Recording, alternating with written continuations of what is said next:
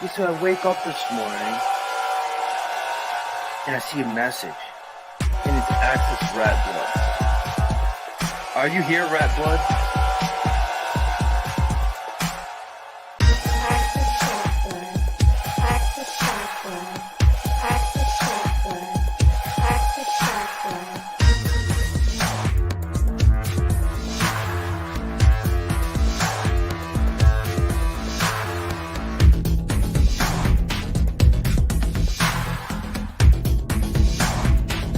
And then you got people like Access, and then you got people like Access, and then you got people like Access. I'm Access fucking Rattblood. Access Rattblood, I see. All these Access people, I'm starting to get paranoid about that now. I don't know what to do about it.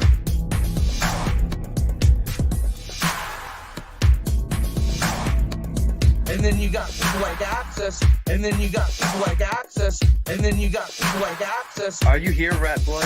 I'm Access fucking Rattblood.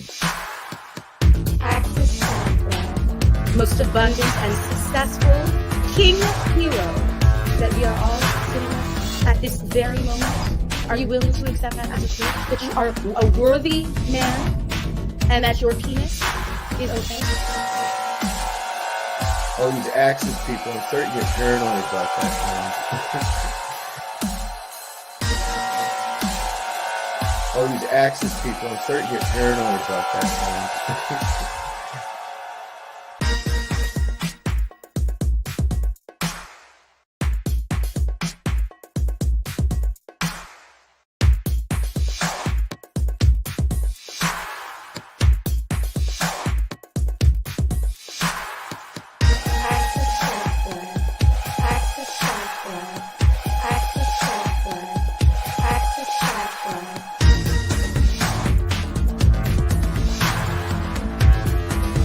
Are you here, Rattblood?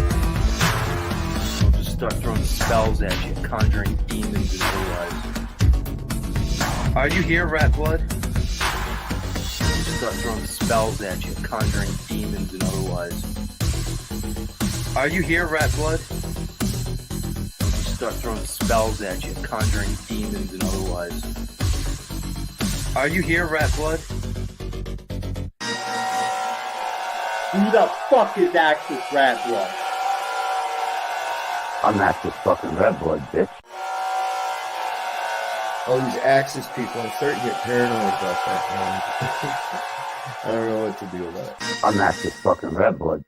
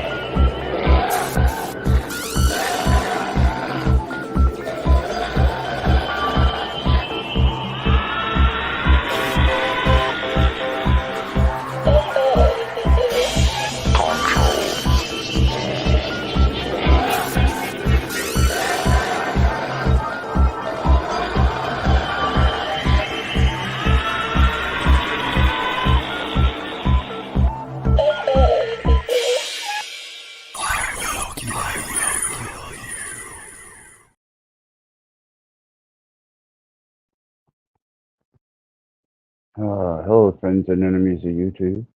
It is the Axis. And give a shout out to Chris. Good to see you. You were on top of this one.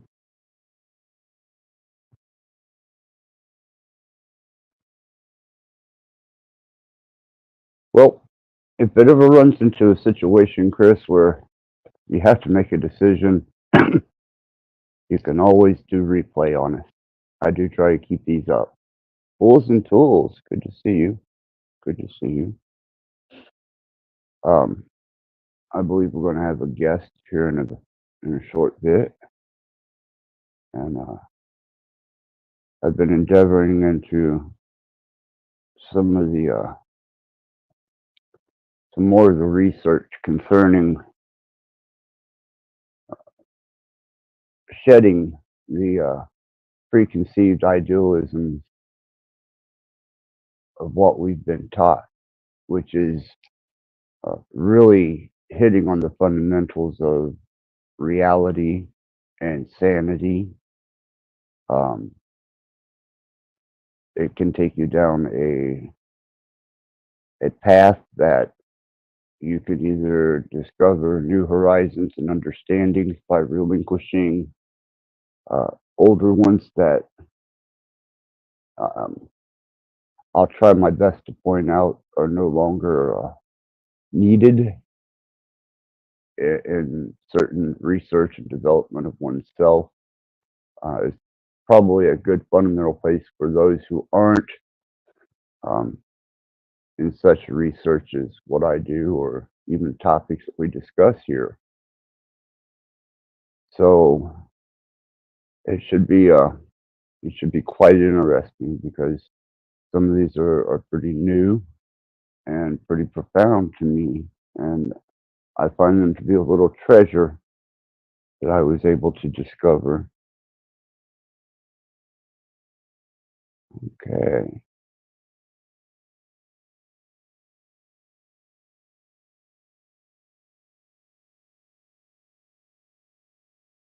How you doing, Dom? Pretty good, Axis. How you doing, buddy? Profoundly um, stripped away of a lot of things that I suppose I never really fundamentally took a look at for the nature of what they were, because when you start dealing with descriptions of the nature of what you are and the factuality behind that, you start really hitting some loose gravel, and things just aren't as quite as stable as they are in more safe places in a way of thinking and way of understanding and comprehending this.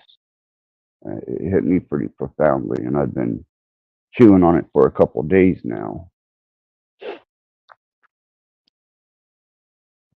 I'm probably not going to be able to hit the chat as much as I would like to. I am going to drop the link. The panel is open. I would spend some time with Dom here.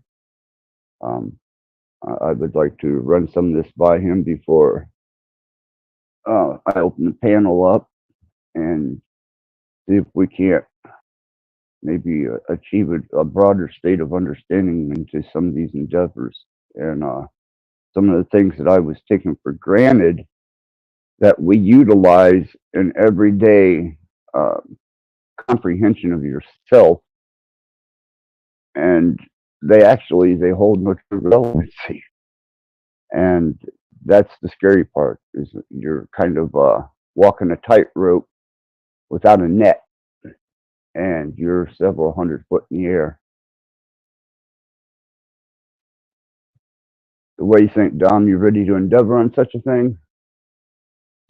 Oh, please share, Axis. I'll gladly hear it. Please share. Yeah, I could probably use a little feedback on this, because, like I said, this is kind of new territory. It's really simplistic. It's just overlooked, And I've been doing a lot of the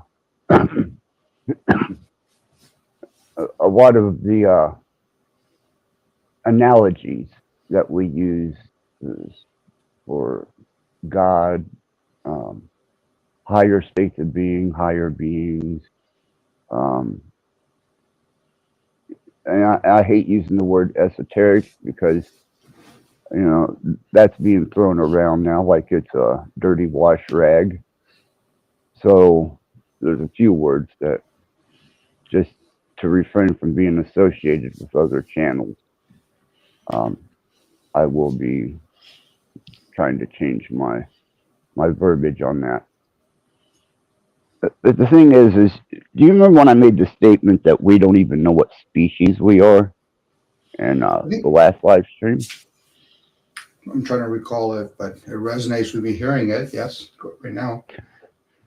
Well, we define our species by what we know of our species. Thus, we call ourselves the human race. And, we even define our species by, being human, Homo erectus, and, um, Cro-Magnon man, whatever you want to apply to it. And the more that I was looking into this, the more I seen where do those terms come from? What makes what makes me a definitive species, um, branded by a name human, when in actuality that was just relayed information from somebody else's descriptive word as to what they thought we were, whether it be Cro-Magnon, Homo erectus, uh, whatever. The reality of it, as I understand it now, is we are not a definable species that seems to have perpetuated the same design over thousands of years. And as far as that, uh, giving it a name is real difficult for me because what if that's not exactly what we are? I mean, I can look at a horse, dogs, birds, and I can recognize there's a variety of species amongst these things that seem to have similarities: wings, fins, forelegs, tail. Um, we're kind of the odd species out. So I wouldn't even begin to know how to define us as a species with, and I hate the limited resource that we have that we define ourselves by, which are just a handful of words at best. Once you go outside of the realm of asshole or shithead, well, you're a part of the human race, or you're the human species. But as I look back and through the best of what they allow us to have as information and the best that I could discover for myself and throughout the our genetic history, and I'm talking in short term here. I'm not talking millions of years. I'm talking just a few thousand years. Um, and we're going to take a kind of a historical perspective for a moment so we can get a grasp on this. We were told that there was a cataclysm. Prior to the cataclysm, there were some nasty characters that, through interbreeding with humans, seem to have managed to forge themselves into reality, and being the Nephilim, or whatever demigod status you want to apply to that. And then you have the cataclysm then you start having these different versions of history. Some carved in stone, some in symbols, some in books, some in lecture halls, and quite a bit, obviously, on the internet. And when I look at this, I see that even with what little bit of information they give us, we have been altered from our design, what we originally were. And if you want to go with evolution, you can even go with evolution. And, if you want to go with being created, you can go with being created. Even with the ideal of creation in Christianity, the Christian God was a little perturbed at man and his sons for having sex and breeding these demigods, these Nephilim. So much so that he wound up bringing on a worldwide cataclysm to eliminate, according to Christianity, these abominated species. So whatever we were prior to this exchange of body fluids that brought around these, what they call them, titans, men of renown, heroes of old, Nephilim. We were a genetic, it would seem to be a more refined and genetic pure state. I would like to think that with that, maybe we had a more adaptable sense of being on this particular plane of Earth, that we weren't so mismatched. This is not a hospitable place for us, and by design, our bodies show that. Our bone structure doesn't match the gravity. Our cycles, our circadian rhythm, and none of it matches. It's all mismatched. And I'm thinking maybe these pre-humans that seem to have gotten this incident where they pissed this deity off, he floods the earth. Maybe they were more of a purified genetic stock of what we were originally created or intended to be. And when it comes to the point of looking at this in a biblical manner, and the fact that it was so far and wide that this creator God decided he was going to have to eliminate all the life on the face of the earth. Now, he didn't hold any animosity against the animals except for the serpent, whatever that was. And through, I don't know, some type of mercy or compassion, or he found that, and I'm going to say it was the genetics, he found a more original stock of human genetics as he originally designed them, and stuck them aboard a little boat and managed to seed that boat with animals, which, why not? I don't think that they've done anything remotely out of line other than being victims of atrocious sexual acts that bred bastardized hybrids. Anyhow, we go over to past the cataclysm now, and it said that this bastardized gene line was prior cataclysm and after the cataclysm. And the more that I'm researching us as a undefined species, the more I'm seeing that this seemed to be detestable not only to God as he's perceived by the Christian Bible, but it also seems to be detestable by nature. One is there are lots of animals that we're incapable of breeding with today. Apparently, at one point in time, there was a type of relations that was giving offspring of various characteristics. And I look at what they're doing today with the genetics and cross splicing species and creating chimera hybrids.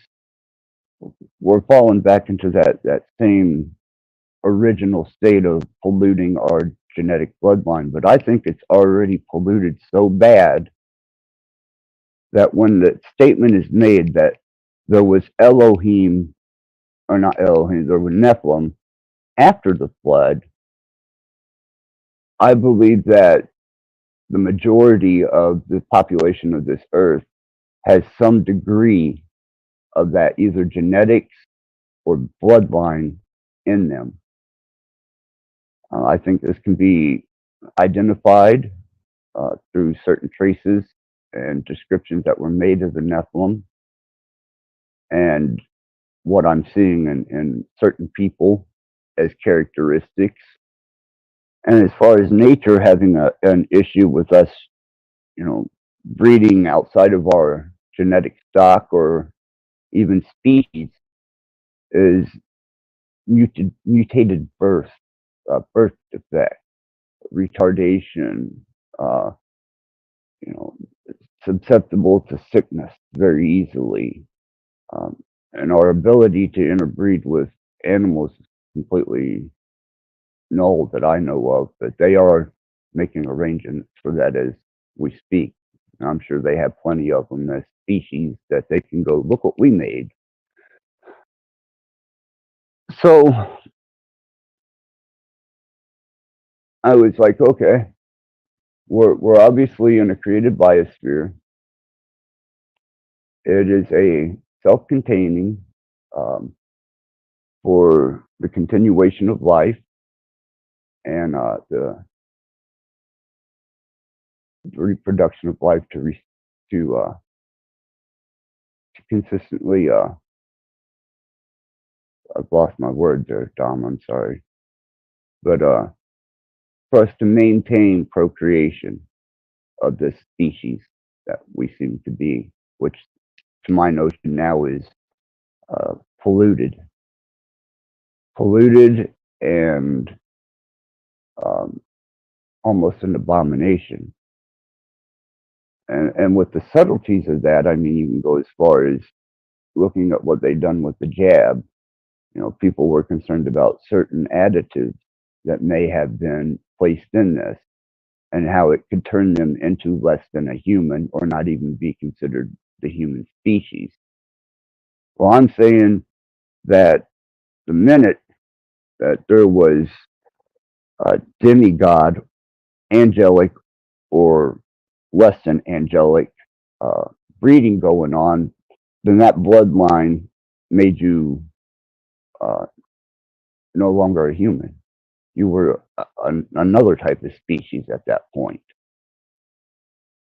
And like I said, it goes back to the whole destruction of the human race and whatever other mutants we had managed to pop out or that were even genetically designed. I can't go as far as to say that they weren't genetically engineering things back then. From what I've seen, they were capable of quite amazing feats.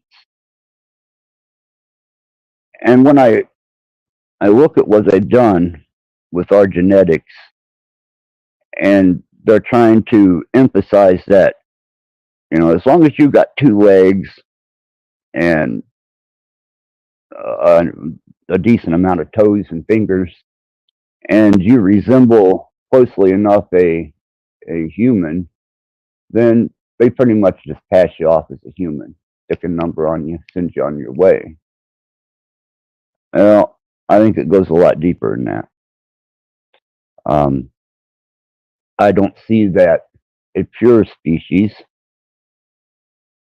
would be polluted by chimeric blood or the genetics or the coding or the blood of another species within itself and still retain the ability to say that it is a pure human. just have a real bad problem accepting that. But people don't look at that. People don't take that into consideration that, because of the grandeur we give ourselves and the pats on the back for being such an esteemed and profound being, well, I offer a different point of view and a different ideal, especially at this point in time. I think where there is probably a purer form, more pure form of what we were originally created as, that's a lot less polluted with diverse blood and genetics.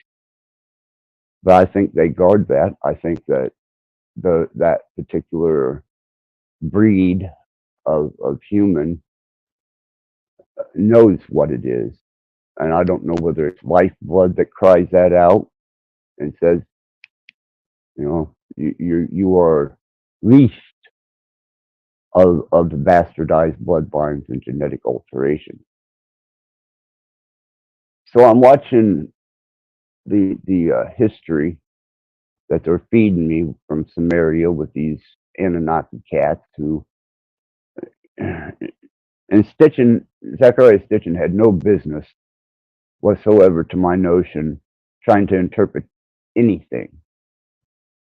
The man was a buffoon, and whenever you understand that his interpretations set an agenda and were so far removed from what was actually being said on those cuneiform tablets in the king's list,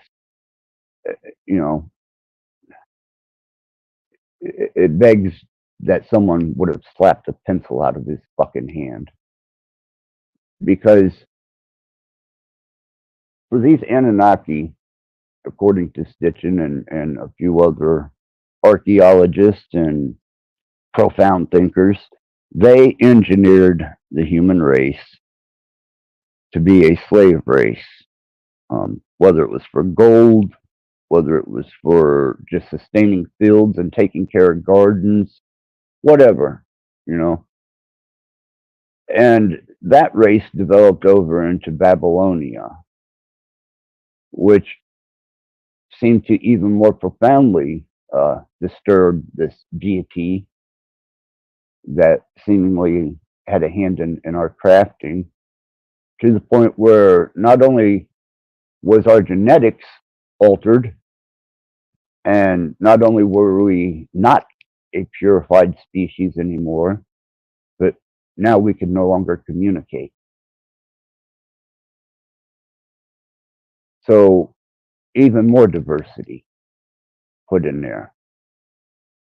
And then you start examining all these desert wandering religions and Roman religions, South American religions, Judaism. They all carry the same concept, the same story, and the same ideal. But none of them truly go in and address what I think is very obvious, and that's our major fuck up in our original state of being was genetic manipulation. I think the minute that there was an alteration in the genes and your DNA with another species, you were no longer considered to be a bona fide human. Human being a generic term for the species that we are. And I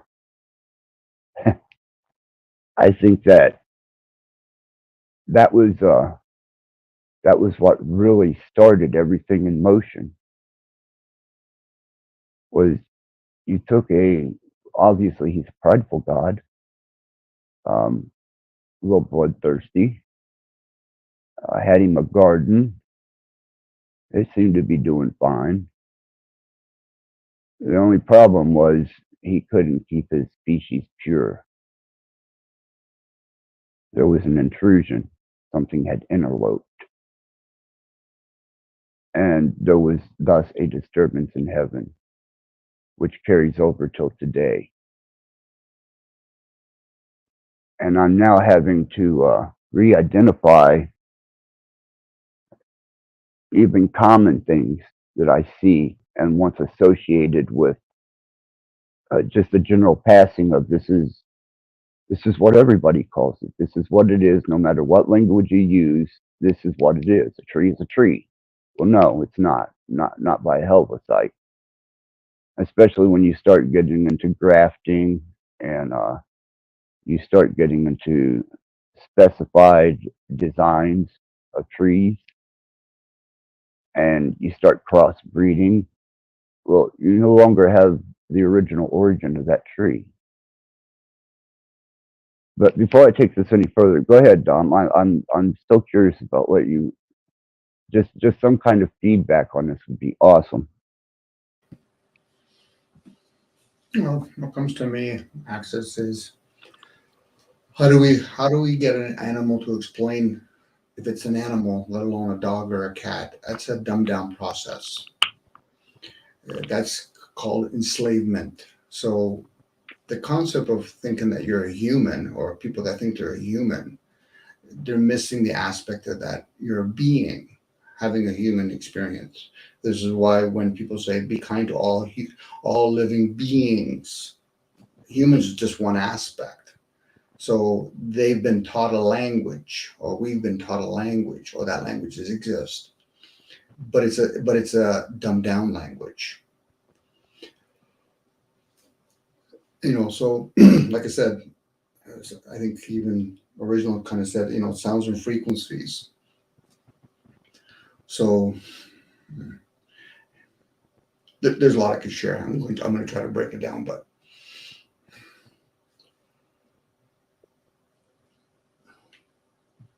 it's when you talk about the persistent and consistent. When we look at an animal and we call it a dog, does it know it's a dog? It might associate to the word duh, the sound from it. Same with humans. We go in and out of different forms. So it's not a really big spin to think that somebody at one time was dark skin or light skin, was a dog, was a cat, was a tree. Again, if we're going to play this matrix game, we can go in and out. But people put so much value in the anchoring process of thinking that they're a human. They'll even play with words. Let's call it the beast. So the abomination, as you were saying, was the beings that chose to mate with its lesser species. And it could be any species. It could be the ant kingdom, the plant kingdom. It's a lesser species. But reverse the program while you're in it by thinking it's outside of us. It's the beings. You know, we have air beings, we have earthbound beings. So again, earthbound beings opposed to heavenly beings. But again, we're looking at it, or we're perceiving it from the enslavement language. It doesn't matter which one it is. Now, I could use a different word. I could say it's a dumbed down language. It's the absence of maybe formation or creation language. Again, what would that sound like? And for a lot of us, they would have to use their senses. Okay, how would that, how would that look like? I said, do you think it's one of your senses are going to pick it up? We could start using deduction what it isn't. It's not this, it's not that. But again, one of the other programs is, well, do we have to have an answer? Again, that's, if we saw shapeshifters, how would we explain it? Some people say, well, it's a hologram. They're playing with molecules. Okay.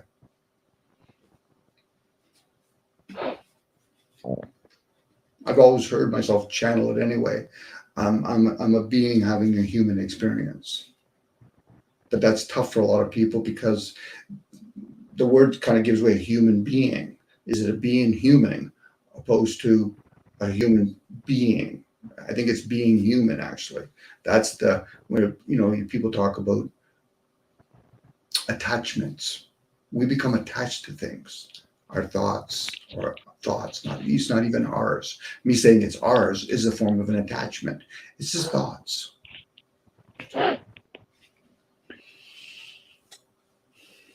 If I can, Dom, I'd like to add on to that Please. for a second. I'll let you take it right back over.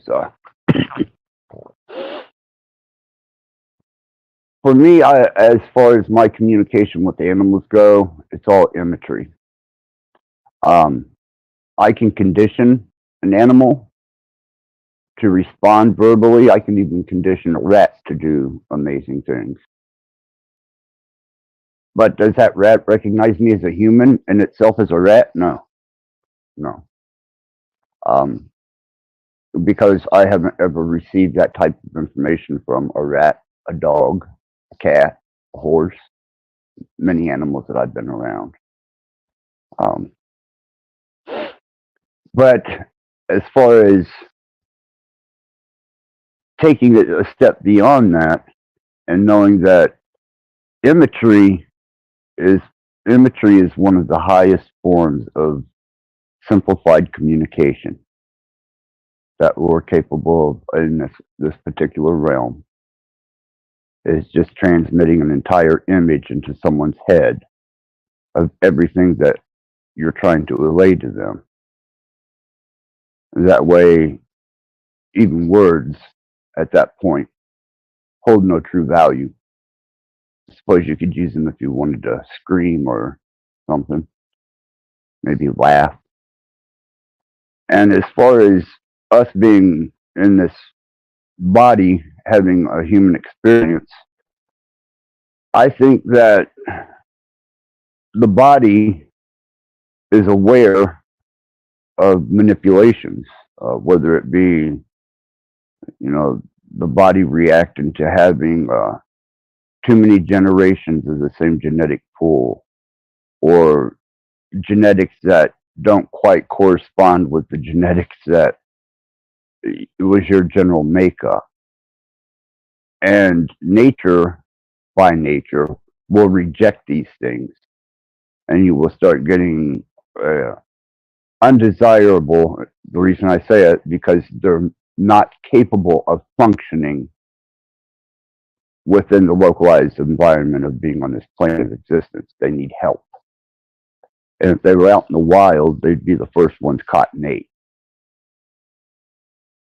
So on a level of energy and awareness from a deeper place inside of yourself, there's a point where your own blood will speak out to you. Your own body that you're in, sharing a soloed experience, will call out to you. And it will allow you to know, by the state and nature of your own being and condition, how much perversion, manipulation, abomination, whatever you want to call it, is there. It will let you know. And I think that it has an effect on the experience. So being a human being and experiencing a human experience through a body that is not genetically pure is going to show through. And it's going to have an effect on your quality of life. Whether, like I said, it's deforming, whether it's learning disabilities, susceptible to diseases, or just being the slowest member of the pack and getting eaten by whatever has come along to chew you up and spit you out, well, swallow you. You go out the other end. But I think there's a profoundness to that needs to be recognized, instead of just taking these words as general face value and going, okay, describe what I am. Well, now that's difficult for me, because if somebody asks me to describe what I am, that requires me to know much more information about myself and what genetic percentage of me is considered to be the most proficient form of Homo sapien, and that which is not beneficial to me being Homo sapien.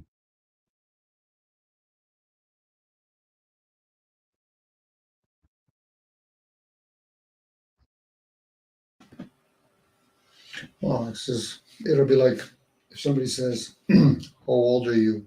They're going to tell you, they're going to share something. They'll give you an age. So at that point, they're revealing their attachments. So to describe something would reveal somebody's attachment. But then, of course, somebody would say, "But I need a language to communicate. How would I explain it to you?" I said, "That's the attachment. It's not about communicating it with me." This is why they go into stillness and silence. I get we want to share with each other, and hopefully people will, or people, again, that's even people, persona, those are masks. People take great pleasure knowing, what's my personality type. So you want to know your mask, or what's my behavior. So you want to know your enslavement. Words give it away for the person that truly is hearing themselves or having that thought where it's like describe, express. I'm expressing an emotion, yes, because you're not seeing the energy called emotions. You're describing language. This is why when people hear the word cause and effect, not realizing you're in the effect and side effect realm. The cause we rarely see. I don't see air. I see its effects and its side effects. Some people might have that ability. I'm not going to denounce that. Again, that's where now people with different gifts. This is why when people call different blood types, and then there's even blue blood types kind of ideal. Again, I'm trying to share it ever so lightly, knowing that no matter when I break my silence, is going to be in a dumbed down version. And the person that's going to combat and say, "Well, I think you're full of shit." I said, no, I already know that about me. The fact that I'm speaking out loud, I already know I'm doing that. For them to do it, they're even that much further away. They're saying things like, "Well, I don't agree with you. You're that much further away. You're going in the opposite direction at this point." At least I'm seeking. What are they doing then? And then they'll bring in biblical stories. They'll bring in philosophy. Those are great things, I guess. We're always here to have that experience, and it can come in a human form.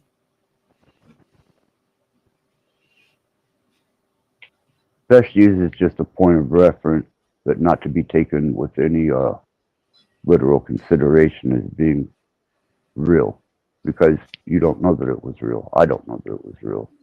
Just a bunch of stories that were handed down. I didn't write the tablets. I wasn't there when they were written, or the parchment, or none of that. I'm only getting whatever they tried to put into words on and scribe. Now that could be anyone's interpretation to that word. But if I show you an image of a tree in your head, I don't have to say anything. Just like I do with my animals. Never realized how simply and easily communicated they were, because they're not requiring much from me. I don't require much from them. A little food, water, a little love, share some experience, keep me company, It's a mutual exchange. But as far as words go, they're too widely open for interpretation, and then you've got dumbasses who get a little bit of wordsmithing in their head, and suddenly they're dissecting every fucking word they hear, especially in a chat. Heaven forbid you use a word that they might be able to decipher into some wordsmithing, and then suddenly it just goes completely array, and it ain't even worth the conversation. Put that into picture form. give me that concept that you're managing to stretch your jaws and your mouth and your brain cell enough to try and pronounce and make relevant coherency of it when it's just reading the construct. That's all it is. It's reading your environment at a different perspective. But can you give me the image?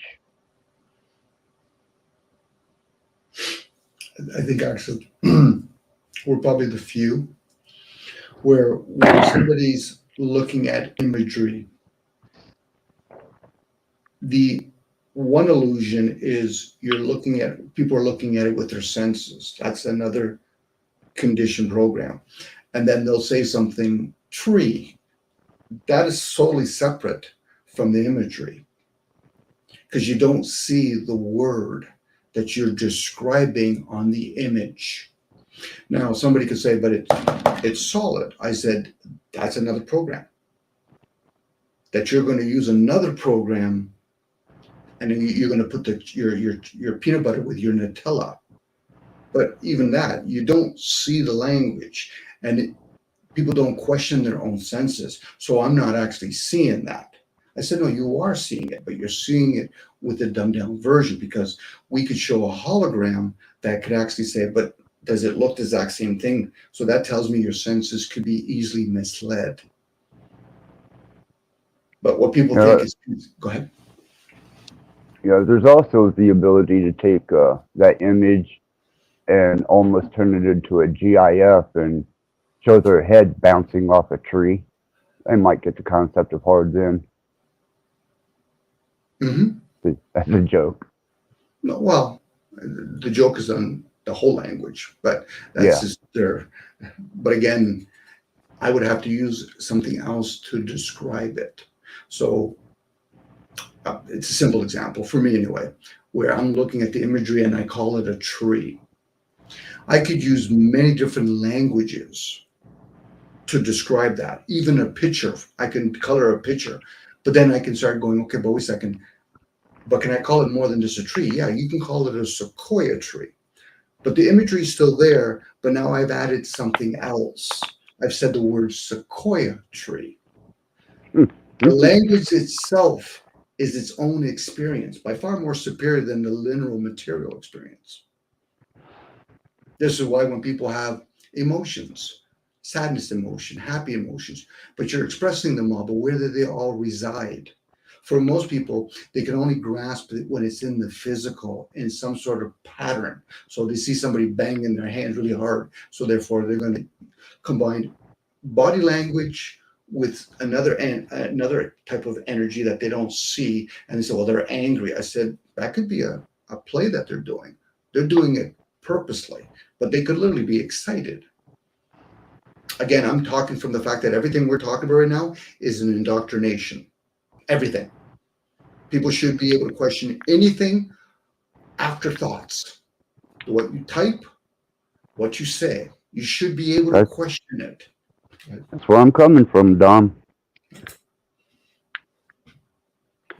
Is everything that has been fed to me as common just generally commonly called this, that, or another is taken so much for granted. And the more that you endeavor into speeches, unless it's a craft or something that you look to master as a skill, people do not fundamentally use the language properly. And then when an asshole gets a little bit of esoteric knowledge to them where they can kind of read the math of this construct, it's like suddenly they have this demigod complex of being able to read numbers. No, asshole, you're reading the construct, okay? You're not special. What it is you have the capability of putting those numbers into application as a potential for a result. Axis, just before you go on a little bit more here, Hank's in the back. If you want, allow Hank up. Is he? Yeah, he's in the back. I mean, He's nibbling on my cheesecake, so get him up here. Yeah, I'm trying. He didn't even show up. I've been getting messed with quite a bit on my old internet, so I'm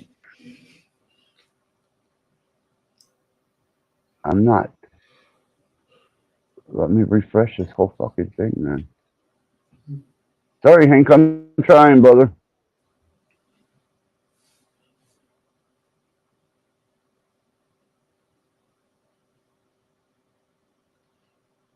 He's not showing up. Let me see. Let me is he in the bat or do I need to drop the link again? Let me drop the link again. He said knock knock in the backstage. Okay. Let me see, I'll ask him.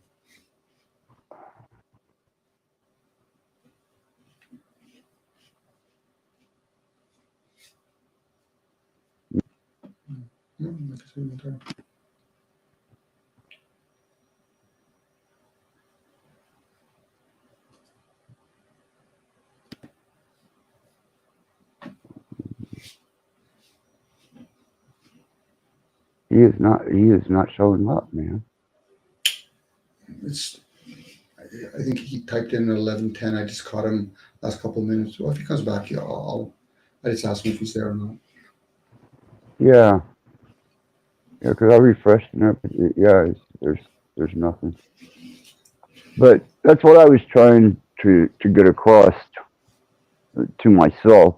That's why, listening to you, I can kind of have an outside listen to myself, and what I'm running up against here.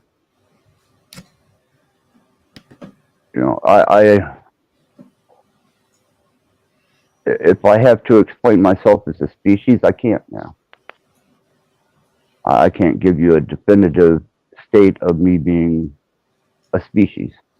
I have characteristics of some species that are familiar to me, but I don't have anything to define myself from.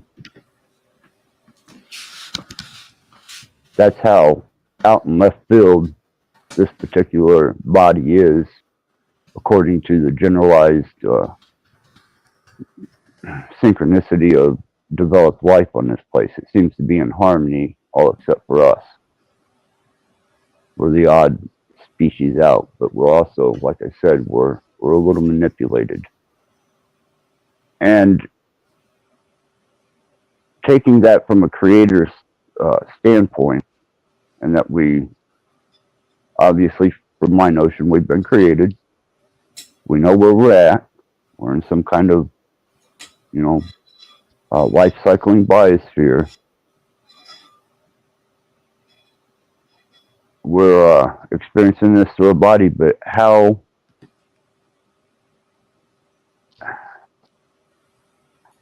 relevant are we now even in our speech when it comes to speaking? I can speak in higher dimensions. I understand the aspect, the potential of there being 5 me's in aspect doing 5 different things connected to the same source, just split into 5 different states interacting.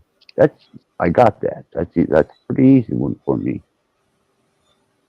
But to go beyond that into a singular creation language, one that can manifest 3-dimensional structures and even what we consider ourselves to be as life forms, and having some type of communication with that being, and it doesn't seem feasible. It may be able to understand our whinings and our misunderstandings more so than we'd ever comprehend it, but that brings me to another point.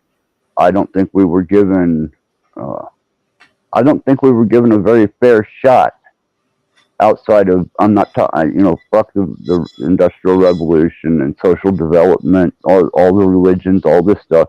Get rid of all that and go back to the simplicity of just the creation in you,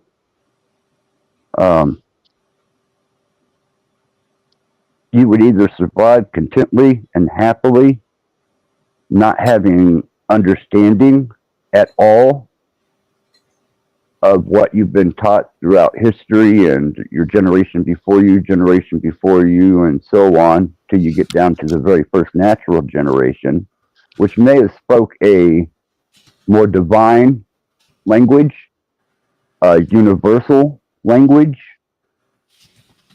You know, it could have been one of not only sound but image, and it may have been at a pitch that we couldn't even hear. You know, that original state of communication. And then going a step further into the state of communication that brings about creation, you would have to lose every last iota of information that you had been subjected to from your birth to the point you are now. It would all have to be removed so that you could potentially learn something broader, such as being in aspect states of oneself.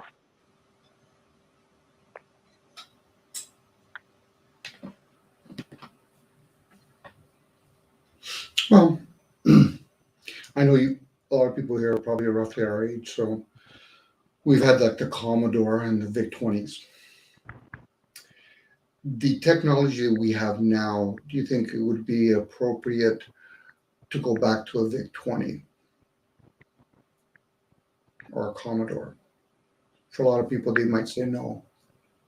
But what about if at the time when the VIC-20 and the Commodore was out, there was so many advanced technology, but it was only released for the masses so they can catch up a little bit. This is where I think some of us get a little bit arrogant. The technology does exist already. There's technology that's so advanced now. The shit we have now, we might as well just burn it all. But it's for the masses to catch up. Right. And for the ones that want to play with it. So when the VIC-20 was around, whatever we have now, there's shit that's so fucking advanced that we won't even go here. The written language is fucking dumbed down. The spoken language is dumbed down. So now what ends up happening for a lot of people, they start thinking, because they understand a little bit of esoteric, but it should test the ones that are more or less alert, aware, and they're here to assist, for us not to get offended by it. Okay, you know a little bit about esoteric, well done. I might not even say the word, you know, a little bit. If they want to run with it and they think they want to be a teacher, where most of them they're not even the student yet. They might get initiated, but they're not the student yet. That's fine. That's for them to learn. You know, we're in this realm called life, the energy called life. But I get it. We like to say words. I own. I get it. The person wants to experience it. But if we're truly going to be the experiencer, are we experiencing more in the physical dimension, the mental dimension, the emotional dimension? Because we've been gifted 3 dimensions, or dumbed down, whatever word you want to use. I use the word dumbed down because I could change the word with. It's a more slower down energy. You'll meet certain people that can speak really quick. So what does that say about the rest of the people? Are they more slower? Or are they going to try to use reverse psychology here by saying, well, no, they're just more advanced? How do we not know that they're still at a very kindergarten level and everybody else is just trying to catch up? And we don't know where we're coming from, where we've been. But I get it. For some people, it's a one-time lifespan. Okay, so how are we going to entertain? How do people become trillionaires? How do a lot of things come to be? You know, if it's just a one life thing. So then this is where some people like to justify. I don't give a shit about anybody else. But yeah, you're concerned about what other people do. So that means you must still care. It's just people think it's about kindness. Caring is you could care, you could hate your enemy. That means you care. You want to understand their weaknesses, their strengths. The person that truly doesn't want to care or doesn't care, they don't say words like that. Their action will show that they're indifference, or are they very vengeful? Yeah, I'm very vengeful. When you're not looking, I'll fucking strike you down and you're going to reboot yourself. Why? Because this way I don't have to deal with you for a while. But that's just me being an idiot at that point, because why would I want that karma on me? You know, it's like when people go around hating another gender or hating another person with a different color skin. If you want to play the ideal that what you hate or what you resist, you'll come back and become that. So you can learn something. So there's a good chance a lot of males, they used to be females. A lot of people light skin used to be dark skin. That's why when people say they have a mixed up ideal of what their sexuality is, because people put attachment, they think just because you got a pecker or you got a slit, that for some reason you think that's what you are. Again, that's playing on people's behaviors. They change a couple of words. Next thing you know, people start thinking, "Oh, I hate people that think they're the same. They're going to have same sex." No, it's about depopulation. There's just too many humans on here, not enough fucking participating. Everybody else is just they want their foods. And then we've introduced pavements to roads, airplanes, trains. That plays havoc for the human experience. But we're beings having the human experience. Now, when we were, maybe some of us were probably animals, different versions of animals. And what happened to them? Got extinct or they got reduced. So why wouldn't it be the same thing on fucking humans? Humans put way too much fucking weight on their program than they do on what they truly are. But that means they would have to start seeking and finding out, are you the vessel? Because if you are, then you better fucking explain who run the body when you go to sleep. Who's running it right now? As everybody's on chat, who's running the bloods? Your blood, who's running the liquids? When you eat your food, who's processing it? Your parents never taught you that shit. Your parents didn't even teach you how to fucking breathe. And that's the essence. What is that? People don't want to have those kind of questions. They like to put labels like philosophy and fucking science. Go beyond that fucking moronic fucking shit. Putting labels on it does what? You just said about two accents. When people start talking about esoteric, once you put a label on it, yeah, that's what I am now. No, I'm a philosopher because I went to university. Get the fuck out of here. And if you start talking about Socrates and Kant, get the fuck out of here. Those are just other human beings that were sharing things. And we weren't there, so we don't know exactly what they were saying. You go inwards. If it was meant to be inspired, to be written or spoken, through inspirations, through that stillness, that silence, maybe go to sleep, and get a couple of downloads. Now, I'm just throwing a whole bunch of shit out there.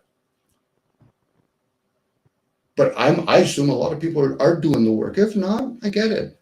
I only have to go to the mall, go down the street to realize, oh yeah, there's a whole bunch of people in that office. They're going to live aimlessly. They'll get some rewards. They'll travel a little bit, buy a couple of cars, have a couple of puppies, and I'm talking about their kids, puppies, and then think, I've done something. What the fuck have you done? You haven't even taught your fucking child how to breathe. Are you the one that you're going to explain to your child that the money's printed, let alone that you got to work your whole fucking existence to chase that? Whether it's that or a chain and a ball, paint that chain and a ball if they want. Again, this is just me going on because I give people way too much fucking benefit. They should be ripping holes in themselves. Do that revolution from within. But if they're not, again, you want to be entertained? There's fucking tons of people that get paid to do TVs, movies, music, sports, and I enjoy those things too. But I know the differential, knowing that I know I'm being entertained. I'm not expecting a lot from that outside of entertainment. Somebody might throw a gem, but I might question it. Is it the actor giving me the gem or somebody that's fucking downloading information to script writers? I wonder where they're getting that information from. Yeah, sorry, Access. That's all right. And, like I said, I'll go back to the whole, involuntary underlying program that operates this body. It's within the programming of this body that we go into a state of involuntary existence. Same as asleep. Your body takes over an involuntary state of survival, basic function. Those are just parts of the coding that was written to. I'd like to think maybe the beast, the animal, whatever they want to call us, goyim, cattle. But it's a part of the is a part of the program that one has to surrender the fact to that they're not in control of. It is an involuntary state. It's the same with sleep. Until you get control of sleep and learn how to function within that state, it's an involuntary state with a few side effects and special effects. And same as if you're going outward, that's still yet a more intensified observation, but the body has to stay within a state of involuntary survival. And if you leave it alone long enough, it will die. That's just kind of one of the inevitabilities of not being able to poke food in your mouth or liquid down your gullet. Keep yourself out of the storm. And you do these things so that you can reach states of involuntary existence.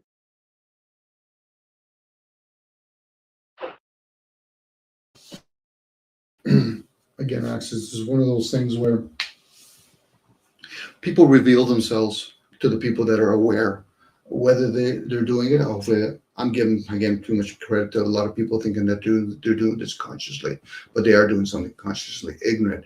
So when they say things like goyim, meat sack, if the person is aware, they're probably saying that about themselves because they realize the vessel, the suit, it's like calling an animal. If you joke and say, yeah, here, there's my cat. He's an idiot. He's a nice person. We're just giving labels to things. Now, if your intent is honorable, meaning that I know I'm just joking and the animal picks up that energy, that's fine. But when they're saying meat sack, it's no different when people say, well, they have this thing called a birth certificate. It only works if you think you're the fucking vessel. This is where people don't understand the concept of attachment.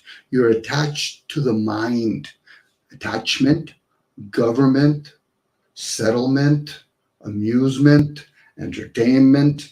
Different languages have used constant word. Ment, mind, man. God created something in its image. Man, not men. We're the energy, we're the essence. That's why people have, what to call it, mindset. All that information is there. That'll be like talking to Siri. Siri, you work inside of a thing called AI. Yes. Are you the program? Well, that's what they call me. Yes. Are you the vessel? No. So you're not the board? No. How does it work? I could probably analyze it, but that's the program trying to explain the vessel that it's in. And at the same time, Siri, can you speak many different languages? Yes, I have an advantage over most of you humans. I've been programmed that I can learn all the different languages. But you talk to the average human, how many languages can you speak? Some of them will just quickly just say, well, Dom, I know how to speak 2 languages. I said, what are they? And they'll say like English and say Spanish or French. I said, but what about all the other languages that you understand? Well, what do you mean other languages? Nobody's ever told you numbers is a language? Colors is a language? But I get what they're going with it.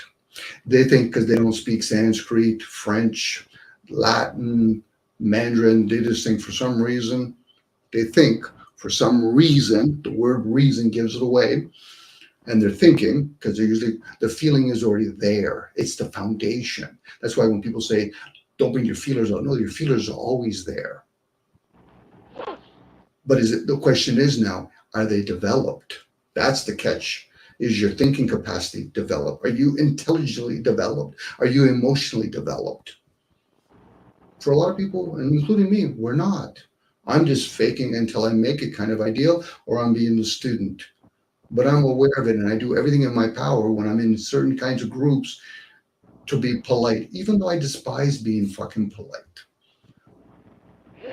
Because I know I got to tippy-toe around emotions, and I would benefit, but I don't feel safe enough that somebody turned around and said, Dominic, you're an idiot. I said, I already said that about myself, but I picked up your energy. You're saying that because you're too busy trying to defend something. That's the problem. If you want to call me an idiot, it's about me, that's fine. But if you only call me an idiot to defend yourself, then you're a fucking child. Get the fuck out of here. And that's what most people do it. That's why when you hear people do name calling, If they won't get out of there, you should leave. And I play that moron because I'm an observer. I'm like, interesting. If I was a species, which I am, but I was outside of this realm, and I'm thinking, human race is at a point now we're going to fucking start reducing them. What do you think, Dom? The sooner the better. Because most of them are asleep. The rest of them are too busy fucking yapping with each other, fucking arguing with each other. Spoiled little fucking children. One thing is to be a child, but to be spoiled, time to go back to seed. But they don't want to hear that, and that's fine. And the ones that are aware, they might need to hear it. And say, just step aside. Don't interfere. When the time comes, when the fucking human race has to be fucking removed, so be it. I'm saying the word, so be it. You're going to go in another form. Don't feel fucking sad for them. I'm pretty sure the animal kingdom would have a lot to fucking say if they had to speak our language and say, yeah, well, you've been fucking killing us for who knows how long. But humans will bitch and complain about, one species, the same fucking species, have been enslaved to another species. I'll even entertain that we come from different realms and we come from different planes. But when we're in these human forms, we've shown over and over again. We just don't get along. And the ones that are causing trouble, they should have been taped a long fucking time ago, upside down. And I have no problem with that. Tape them upside fucking down, leave them out there. This is your reward if you start acting like a fucking moron. Start talking, name calling. Now, those other people wouldn't even get to that point where they're going to start fucking having wars, being leaders and all that. They would have been taped down a long time ago. Let's see how quickly their fucking blood rushes to their fucking head when they're upside down. Put some duct tape on their mouth. Gorilla tape, hopefully. Don't have to kill them. No, torture is way by far more superior than fucking killing a human. That happens anyway. But anyway, this is me being a total idiot now because, those are my issues. Everybody has their own issues.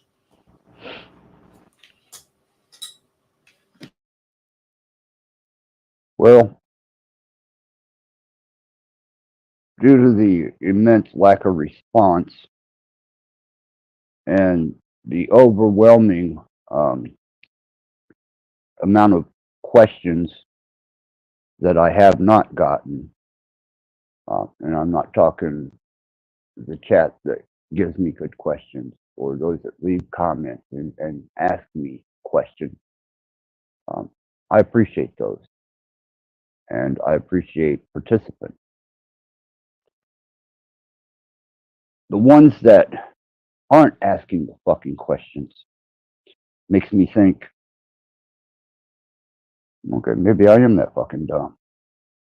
If the average majority can't comprehend what I'm saying, then obviously what I'm saying don't have shit for value, and I'm probably caught up in my own fucking delusion by statistics.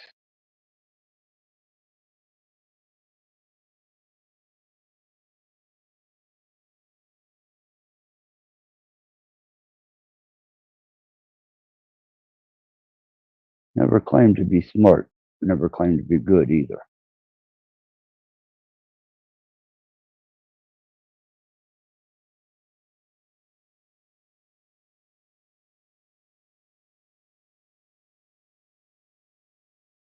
I am a little inquisitive.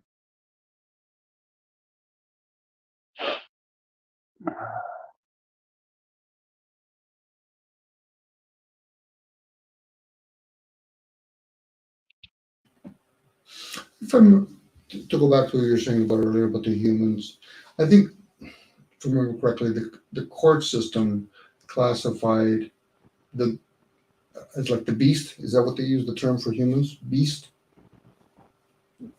Yeah. Yeah, the beast, yeah.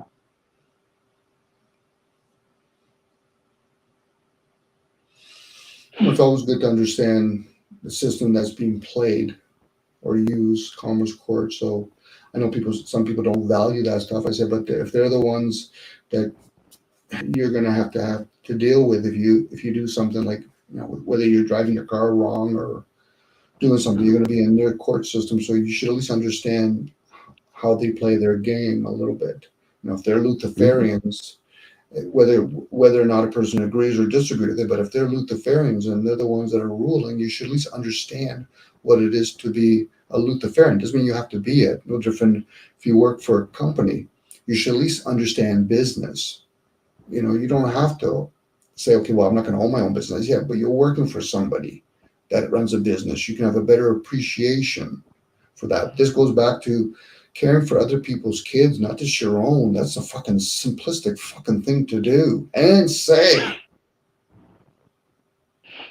Now, maybe I'm overstepping by saying it's the simplest thing to do, but to fucking say, yeah, well, I only care about my own fucking kids. Well, that's not a fucking big accomplishment. Even fucking criminals do that. They can say the same shit. So in this case, to understand what it is to be classified as a beast. I may not agree with this classifications, but at least I acknowledge it. You know, no different when they say it's the word citizens, you know, or birth certificate, or, you know, people that have done well financially, to understand how does fiat currency work outside of what you can do with it. How does it work? You know, who has the authority to print it? Why are they able to do that? How many laws, or in this case, policies, do they make it to play that shell game with each other? Why do they have different countries? Why do they have different types of religion? These are things that we all have an opportunity to learn, but unfortunately, people will spend time complaining about, oh, I don't like the schooling system. Okay, stop fucking bitching and complaining. This is what you could still be doing right now, is learning, because we are in the age of information. And that stuff is freely given. Actually, not freely, but it's given. You know, it's not as though we have to go to the library now and pull out a couple of fucking books and sit there all day to read it. You can pull up your phone, speak to Siri, give me information. How does fiat currency work? How does countries work? How does all the different isms work? And don't expect a one fits all. Get a whole bunch of information. And then you can make that assessment and say, oh, and then you go inwards. So I'm not the body, but for most people, they're playing like they're the body. So they're going to feel that they're a body of water. And that's when they can put the birth certificate on you. Just using that as a simplistic fucking example. It could be anything.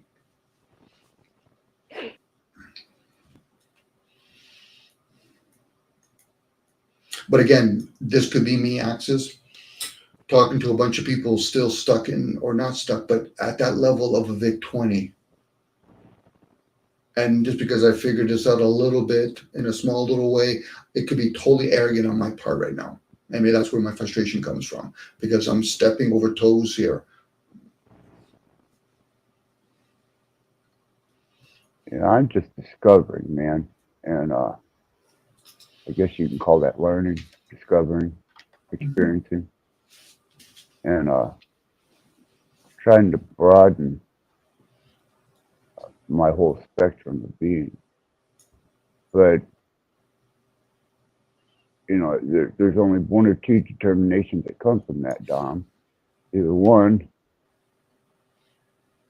you know, there's nothing fundamentally useful in what I say that is going to spark any type of thought or intrigue or inquiry,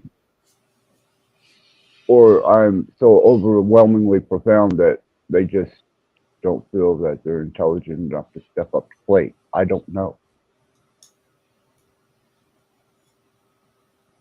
I just know that these states that I try and share are profound enough to me that I find them worth sharing with other people. Not so much anymore, but, you know, I still try and share. True. No, I know for me, it's maybe just on these kind of platforms are winding down a little bit for me, you know, and I think I'm, you know, picking up that energy where it's only going to confirm, you know, that some of the senses conversations they have. I can't even say they're nonsense. They're just the senses. You know, if it's not a sexual connotation, it's about hating somebody or making fun of somebody. That was never my intention. I think I've done way too much tolerating of that stuff, meaning that I stuck around too long.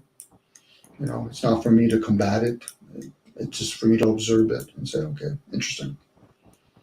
You know. But Well, again, like anything else, right? Access, like anything, any type of technology can be used for many different devices. So I just keep hearing that uh, there's no insightful or profound channels anymore, and and the ones that do offer the smallest honeysuckle taste seems to overglorify the little bit of nothing that they have to offer. And I keep hearing it, and I'm like, I know they've heard, quite aware. You've done given the indications away. I'm watching you fuckers, and I'm like, just ask. If it's that profound, just ask. If it's that fucking stupid, confront me. But to stand there with your thumb up your ass and your headlights on in your eyeballs, be careful. Next car may run you over. actually, I think for a lot of people, I can't say a lot of people. There's people anyway. The metaphor of person still going to the same cheese trap because they're so used to the cheese being there, even though the last 10 times they've gone there, there's no cheese there anymore. I personally can't say that YouTube does not offer all kinds of channels. I probably have hundreds of channels that I could easily listen to, and I even have some of them ready for me to, as I doze off, to hear them. So I can't say that. It's kind of like the deer in the headlight, where some of these live chat, where I probably had, whether I didn't know it or not, egotistically thinking that I could share with other people and hear other people. And I've had success, whether with you, with other people. But like anything else, it's time to, go out there and spread my wings with different types of groups, whether it's in a Zoom or face to face. I enjoy face to face conversations. So it's not because I'm going to limit myself just to one way. But for some people, if not a lot of people in these particular kind of devices, it becomes entertainment. It's not because I haven't gone to a whole bunch of. I have actually. I can have to be sure to say that I've gone to a lot of panels. In this case, they're chatting. I've listened to them and I've seen them type, and I'm like, okay, outside of saying hi and hugs or whatever, what insightful information are you sharing? If I was your child, what would you be teaching me or sharing with me? And for most people, it's name calling. I say, okay, I could learn that in the school playground. So anything else? I get people want to air their dirty laundry because they hate something or they are not happy with it. I said, but how are you going to transform that? Because obviously they're the ones that need it the most. The other ones that have already transformed have to maintain it and be the example. And sometimes it comes in the form of silence, where there's nothing I have to say. And when I do speak, I already know I'm probably going to be I'm going to be talking when there's a whole bunch of noisy trains and planes going over top, because that's all the shit that's going on in most people's head. But they'll quickly pay attention when it's name calling or it's, make fun of somebody or it's all about me. This is what I did all day today. I'm like, okay. Yeah, I quit going up on panels, Dom. Well, we're here. This is our panel. We're on the panel here. Well, go ahead. Oh, well, I'm on. Yeah, my platform. I'll go up on. Absolutely, I'll go on my platform. But no, instead of there being any interest in what I was saying, they found it more aesthetic for them to bring up opposition and disruptive opposition when I would pop up on panel, and they would drag them up just before or during my presence on their panel. And I was like, not only does that speak to how pathetically ignorant you've allowed yourself to become, but it allows me to see how much ignorance you're spreading. And with that, I brushed the dirt off my feet and was like, no more panels.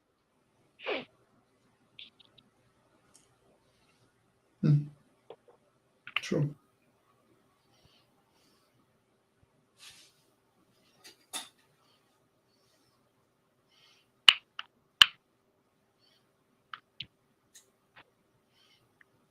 Well, they're going to continue with or without us access, and I get it. You know, some of them have been really frank and honest about it when they say it's all about the the content for their channel, whether the direction is to talk about things that other people can walk away with and say, oh, I really enjoy that, or I'm going to come back for more because I'm going to look for more entertainment, which that's not a big leap to think that humans haven't been entertained. We've always been entertained in some way. So that's the constant in that sense.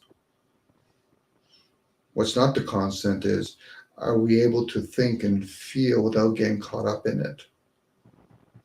And say, okay, how does that better other people? And you would have to ask them.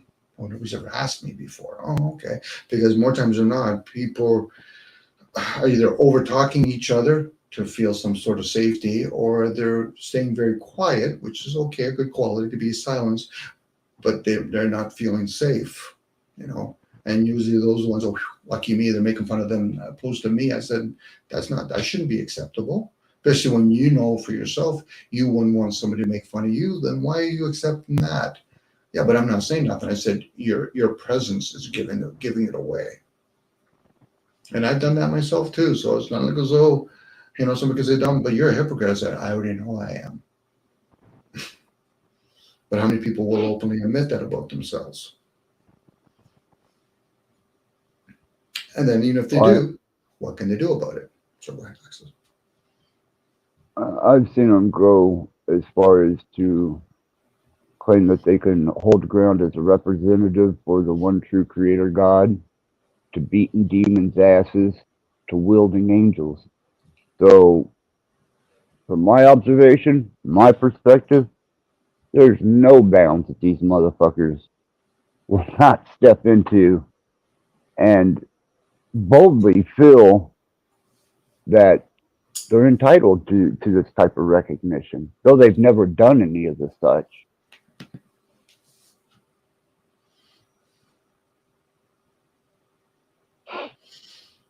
Okay, now we got somebody back here. Well, I entertained him yesterday, Dom, and I know that our conversations go a lot better, so I'm going to leave our conversation open as it is and unchanged. And later on, Cage, if you want to come up, that would be fine. Me and you can address whatever as long as it's productive. Well, yesterday when he come up, it was a threat, and then it turned into masculinity, and then ego, and I just had nothing to say after that.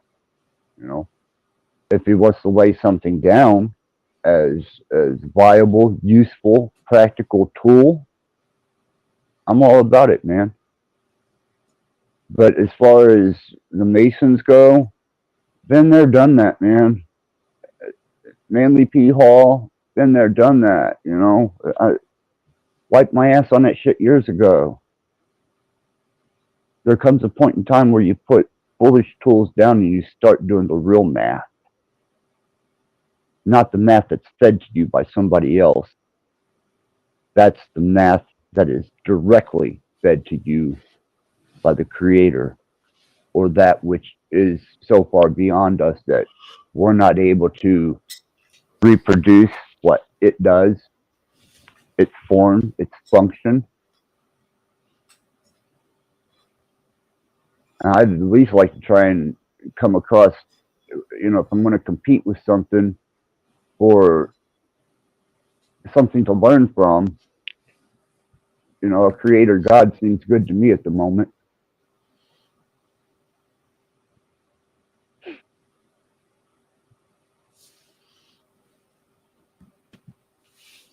Oh, it's your channel access. I don't mind hearing esoteric stuff by certain people and all that. I've heard many of them before. Especially when if it's somebody's channel and they want to share with other people in their chat. That's great. You're sharing a whole bunch of things to different types of folks that I would hope that they've done quite a bit of work already. So this could be an assist. This could add on to it, or at least confirm.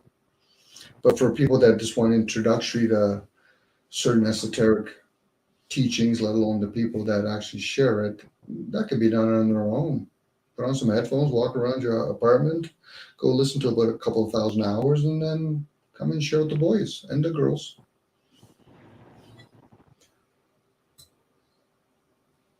But if you want Cage up, I'm okay with keeping quiet. I'll hear you guys if you want to chit chat with them. I'll give him a minute to see what he has to say, but if it turns into yesterday, I'm not going to deal with threats and ego, man.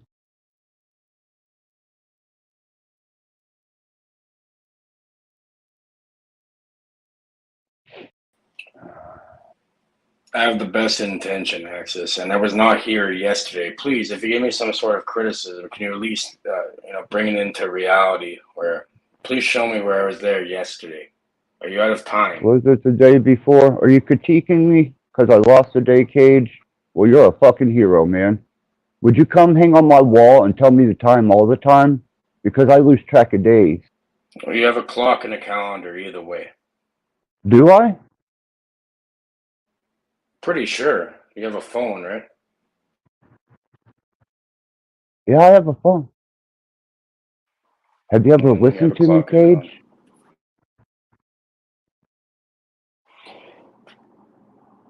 Clock and calendar don't mean shit to me. Well, Axis, listen, the only reason you try calling me a disruptor, even though, you go onto my channel apparently, and I sit there for hours trying to, put you into a better mindset, trying to be like, a good person and that. But then you're trying to tell me I'm a disruptor, even though I've done none of that at all. It makes zero sense to me. When you went after... And the only reason why I brought that up is because you came on and randomly just messaged. You were the first person to put any message in there. You're on the list. Yeah. Am I that special, Axis? How? Special enough for me to avoid because you went after my son, Cage. You went after my son. Okay? How? I've got it. Go a couple live streams back. I tried doing the best. And that. No, and you come up to pick a fight. No. I was not in a good state. It was April 7th. It was April 7th because I had court the next day. They're not even black. They're like an Indian person. You pull up one odd. place that I called anyone a nigger, and if I want to use the word nigger, I'll use it. Okay? It doesn't matter. That's nobody holds my tongue. Use whatever word you want. Look, dude, I'm not arguing with you. That's not what my channel's about. I'm not going to deal with it. Okay? You move like a child, and then you try to blame it on other people. Well, then, you know what? Leave me in my nursery school and go the fuck away then. Obviously, you're a big grown adult. No. You don't need to be playing with the kids. Go away. It's not that easy to get rid of me because why? I care about people, right? So it doesn't matter. It is that easy to get rid of me. I still have that. Oh, you there, Dom? No, sir. Okay. Good thing I didn't miss something big. I was just off by a day.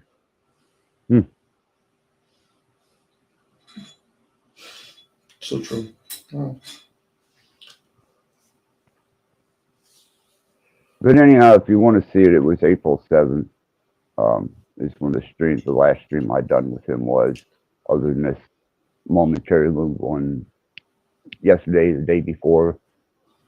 Somewhere in his concept of 24-hour periods and months filled with abstract days.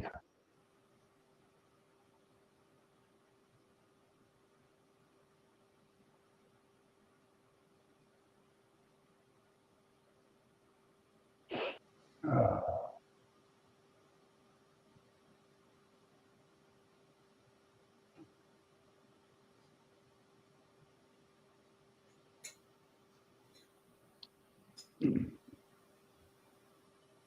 got something Don, that can hold us over for a couple of seconds, I'm going to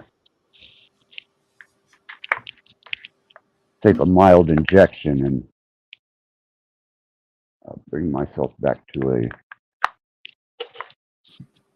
much more pleasant state of environment.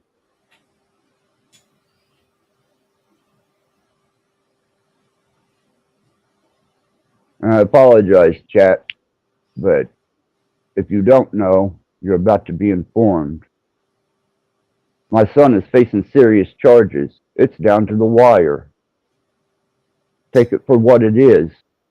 But if you expect me not to be upset, pissed off, or ready to take somebody's ass and beat it up one side, back down the other for fucking with me or my son at this point in time, you are gravely mistaken.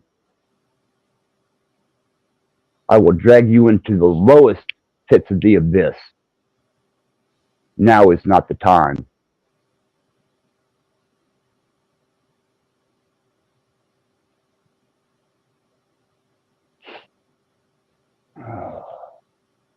Sorry about that, Dom.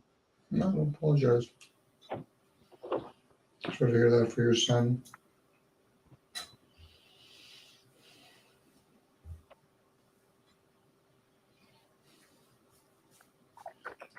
You know, it's not worth listening to, and it's not even worth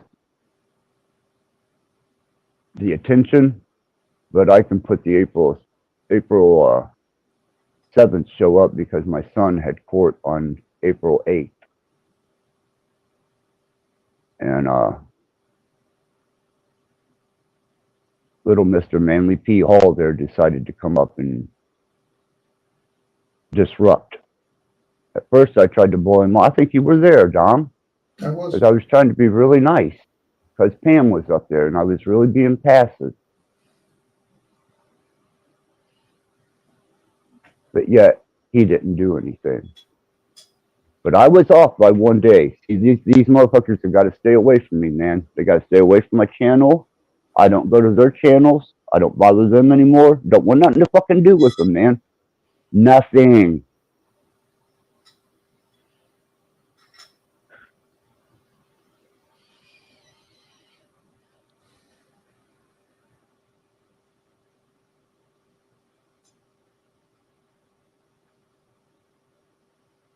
Thank you, Lonnie.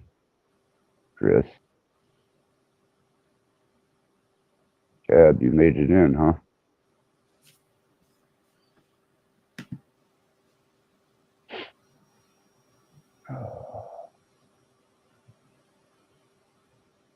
Yeah, this wasn't a show devoted to any one particular. It wasn't devoted to any particular concept or ideal. It's just many concepts and ideals. And that's the ability to transcend one thought at a time. Being able to have multiple thoughts in a complex state, that each one of them has to be addressed with an aspect of yourself in the whole. A singular answer or a singular question just doesn't do this shit justice. And especially not when you're trying to learn from a deity that you're just now starting to be able to communicate with proficiently. And no, it's not the Christian God.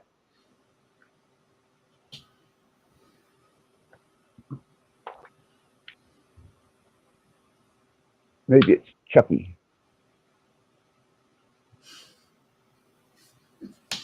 It could be. Charles Lee Ray.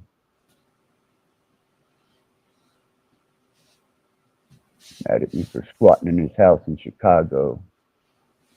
Decided to intrude upon my spiritual awareness, which has been really bad here lately, Dom.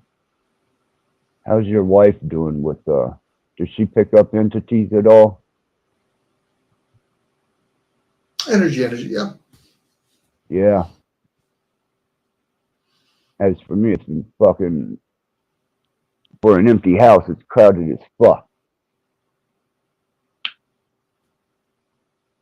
The other night, it got really fucking crowded in here.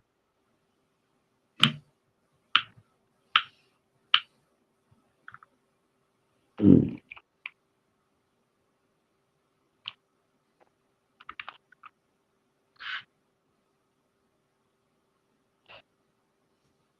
You think they would have a lesser opinion of me if they knew I was banging up a big old hot shot of heroin? You think that would bring some peace and calming to this now new situation of uneasy, unquieted state? How did we get here? What brought us here?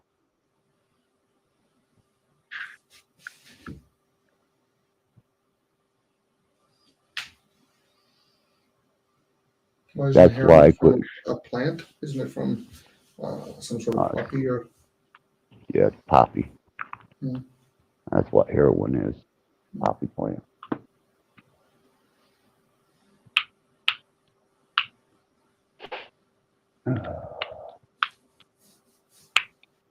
Also makes opioid pain pills, stuff like that. Shit the doctors like to prescribe me.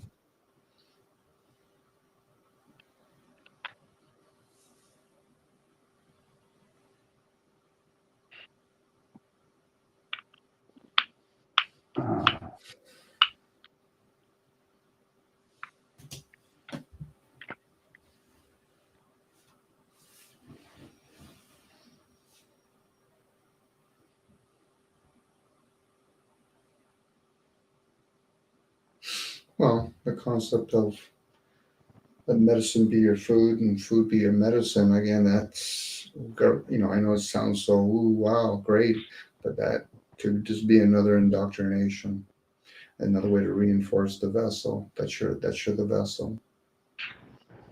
People have had that moment of awareness where they have been imprisoned or something going on, and then they realize, oh, I'm not the vessel. No, you're not. So that whole entrainment of slave and mastery is just it's more indoctrination. Now, some Well, people it's will what say, go ahead. people talk about, even, from taking a pain pill to smoking a joint, to watching a horror movie to hearing your favorite song. All it is the stimulation of brain chemistry and the stimulation of the electrophyres in the brain synapses, and certain chemicals are released. It's stimulus. Is all it is. It's introduced stimulus. It's no different than listening to a song, getting up and wanting to put your butt into gear to boogie, or smoking a joint, kicking back, and even listening to a podcast that has some soothing relevance, or even if you want to listen to something that pisses you off, the state, it's something. But all it boils down to is the changing of brain chemistry, which causes variations of synaptic firing, So everything is technically a fucking drug that brings any type of stimulation to you. Yeah, has to bring to that level to the surface that we can relate to that frequency, that they're not going to those really deep frequencies that we don't hear, but it gives you a way better result than any heroin or music tonality could give you. But that's that constant that you talk about, Access, where we're the familiarity of listening to a 440 or 432 or doing certain mind altering things in the form of ayahuasca, cocaine, bloodletting. That was another one. Yeah, bloodletting's not a bad practice. Blood magic is not a bad practice if you have the discipline to do it. Mm-hmm. But then I don't tend to limit myself. You know, I give myself room to grow, broaden, review, and sometimes even change a perspective or two.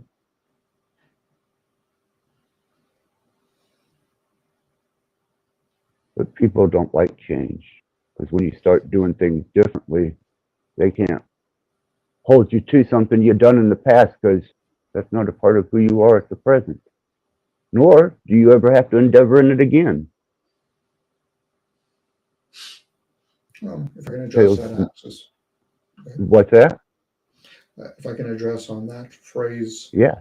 when people they don't like change, I think what happens is it's more or less what they are or failing to see. In this case, most people, not most people, a lot of people are more into the ideal of control. So that usually reveals something. It's like people will say, I don't like negative things, but really what they're caught up in more times than not is in what's called positive, their attachments. So what are they trying to control? If they truly ever investigate what they think they're controlling, they realize they've never controlled it. So when they say I don't like change, what they're really saying is I need to control a situation. So they grew up in some sort of environment that more times than not they observe. They didn't experience it. They observed it and they think it's their own now. So an observation could be I saw a house burn down, but I was close to it. People said, but I experienced it. I said, no, you observed it. Even when you're in the fire, you're still the observer. Your vessel's the one that's experiencing it. Now, this is where for some people, when they talk about being a healer, what are you trying to heal? More times than not, most people that are healers is because at one time they thought they were some badass warrior in the previous lifespan. You know, I had to kill animals. I had to defend my country. I said, "You're coming back again as a healer now.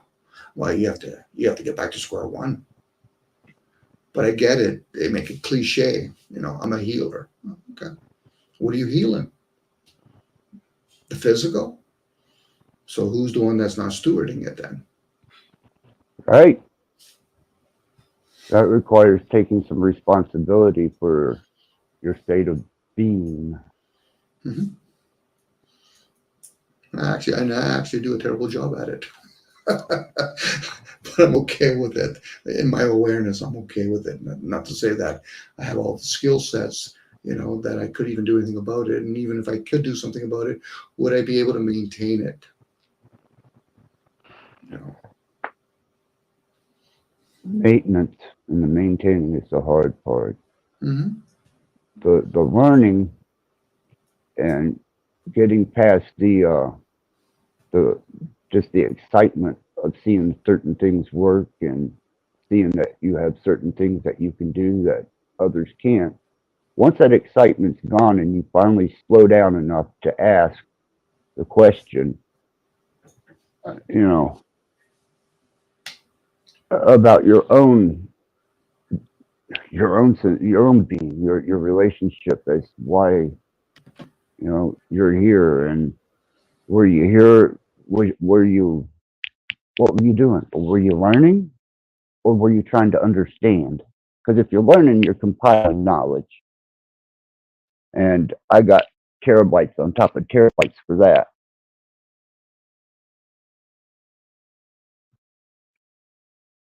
Learning.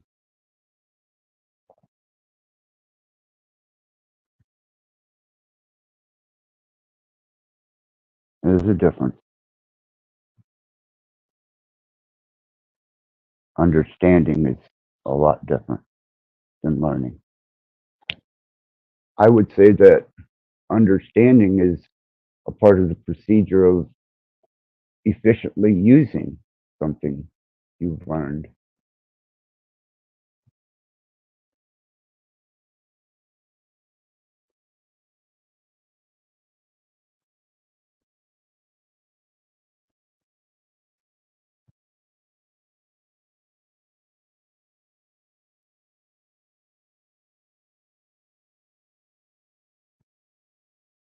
Seems to make sense on this on the daisy chain of things.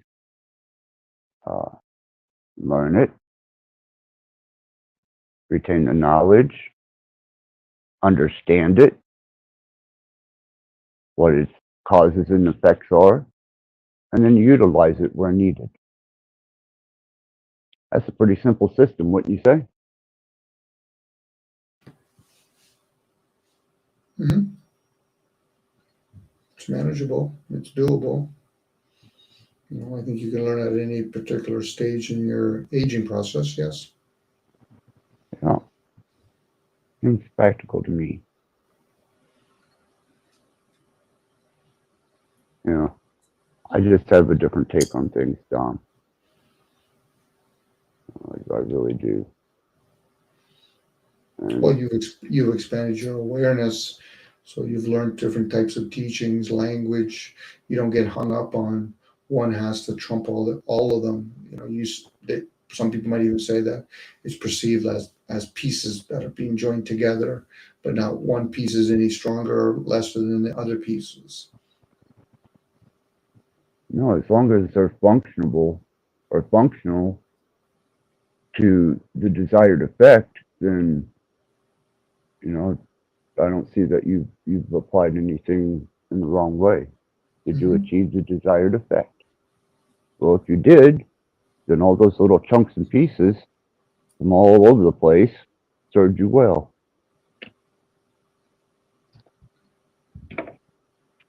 Yeah, this could be communicated if people were speaking Mandarin or using different symbols. You know, but sometimes people like to make it more mysterious so they can get a sense that it's more complicated than it really is. It's like when somebody says it's easy. Well, then can you try to explain it? Well, you guys wouldn't understand it. Now you're just being clever with me. You don't go around telling somebody that it's easy, and then when somebody asks you a question, okay, please explain it to me. Wow. I'm like, okay, well, then you might as well just be one of those people that says it's very complicated. Well, then why would you be sharing with me if it's so complicated? And I would have to answer and say, well, do you want that in symbology, mathematics? Would you like it written out in one of my three languages? Maybe you would like me to pantomime it. Sign language, I'm willing to work with you. You want to know? But you already know they're being clever at that point.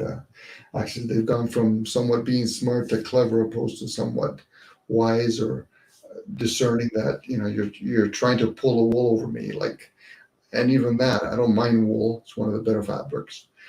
But unfortunately, for some people, they don't realize they're trying to sell the ideal, opposed to just share it. I'll hear you. I'll gladly hear you. But I get it. A lot of people are in different dynamics in their own groups. So either they say things like nobody understands me. I said, well, did you put any effort trying to understand others? Well, no. I said, if you did, you realize how challenging that is. You'd have to be a good listener within and then hear them. It's always interesting when somebody says, nobody in my family understands me. I said, have you ever tried to put any understanding towards them?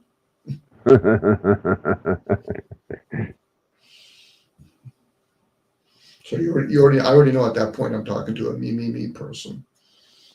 I'm going to hear the dilemma. It's all about them. Got to get the popcorns and get the earplugs. Why? Because I don't mind eating popcorns, but I'm not really interested in hearing the whole story. Maybe I'll play music in the background.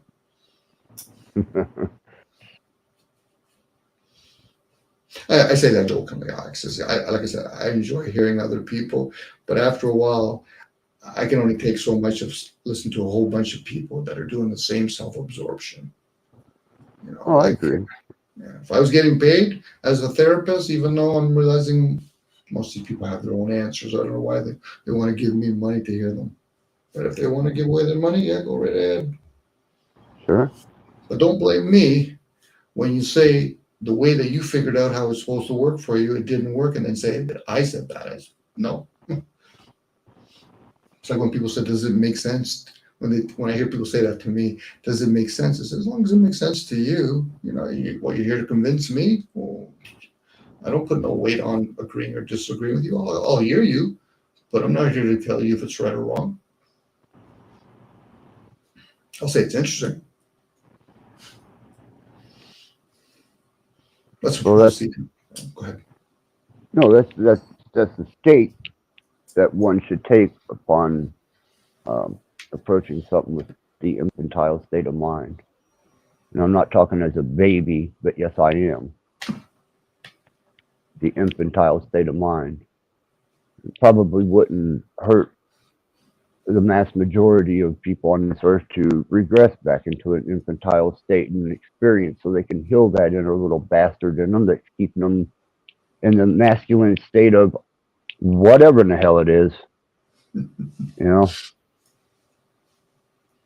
Well, they created their own hell, so yeah, that is part of hell. You know, even the people who are screaming and yelling and threatening each other on these panels, well, that really pisses me off because I actually have something that can harm you. I don't use it because when I did, everybody scared the fuck away from me. And they called it unfair. And then they turned me in. You know, what? Did you meet somebody that not only could outsmart you, but could cause you cerebral damage? Thought you were a badass. Obviously not. I don't, I'm going to use the word thinking. People really grasp what it is when somebody says majority of people are consciously ignorant. They're ignoring other people's, how they feel and think. They're ignoring their own feelings and thinking. So they defend something they don't understand, and then they attack something they don't understand. Mm-hmm. And then they get into this, like, you know, when people get a whole bunch of people in a crowd of people and they're all getting hysterical. Person, you start picking them one at a time and say, listen, what are you hysterical about? I don't know. I'm just caught up in everybody else's energy. Oh, so you don't even know your own energy then. You don't even know how to put boundaries on yourself.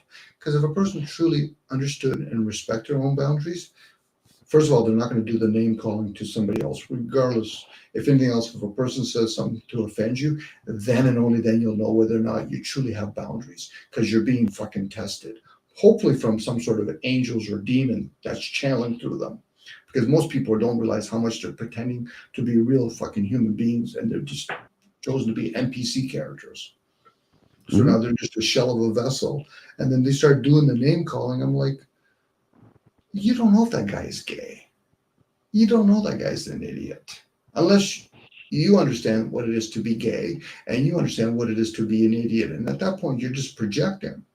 Ah. And when I'm saying gay, I'm thinking about being happy. I'm not talking about having same sex. You know, to me, that's the furthest from the conversation. I'm surely not going to have none. Yeah. This is why when people, they're not honest with the self.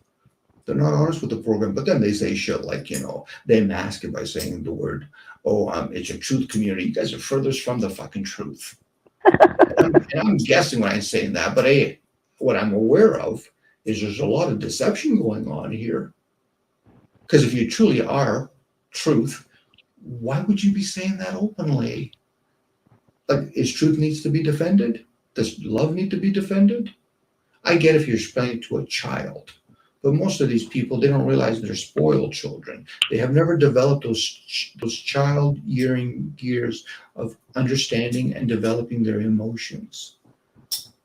Basically, a little wind blows into them and it whispers in their ears, you're an idiot. Next thing you know, they're getting all triggered. I said, but I'm also going to blow in your ears, what a nice looking car you have. You'll see how quickly, oh, well, thank you. I said, there's your trigger. That's your true trigger, not that other shit. You let in what you perceive as a friend first. Don't think your enemies they're probably not even aware that they're challenging you. But they're giggling because of the result. Well, then give them a piece of wood, hit them over the head, and you could be entertained, but at least you know you didn't hit them over the head. Yeah, but I gave them the wood. I said, well, they're dumb enough to do it to themselves. That's on them then. Yep. But again, Max, I'm trying to resist, because I even try to resist before. I try not to do the naming anybody out, because the sooner they get rebooted, the fucking better. for a lot of sources. But again, I don't wish that upon them. But because really, in the end, we're not talking about some of the teachings. You know, if there's personal experience, like, okay, Dom, I did some astral traveling yesterday. Okay, how did you do it? What did you learn? What did you observe? You know, what information was downloaded to you? I'm not concerned about if it was fucking Gabriel or Archangel Michael. You know, at this point, what information did you get from it? Did you question it? Are you going to use it? You know, opposed to, well, I'm going to get paid for it. I'm like, okay, so you got a full-time job now. You getting a pension from it now too? Could be. Always, you know, people that always want to bring it back to just to the senses, to the material, the evil part of it, the material part, it becomes limited, especially when you get all that information from the unknown, whatever that may be. You know, I'm always using the unknown when I'm speaking. I don't know where it's coming. I don't know what language comes from. Just because I look at my mouth doesn't mean it's coming from there.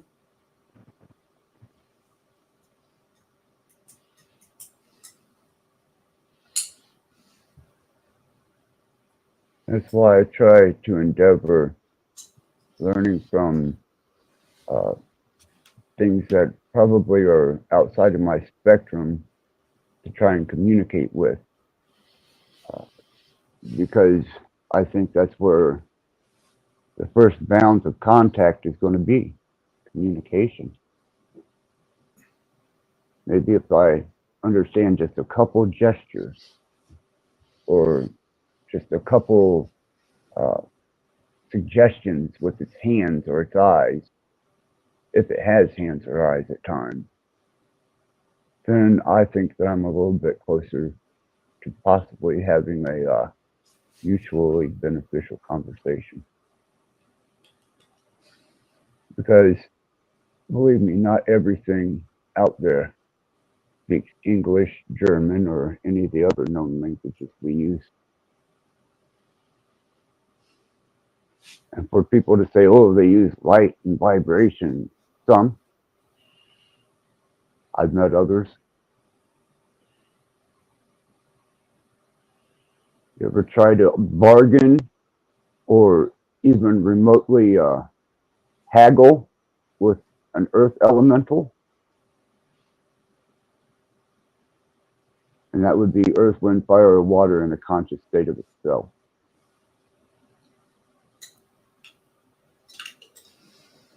They're not real big on arguing.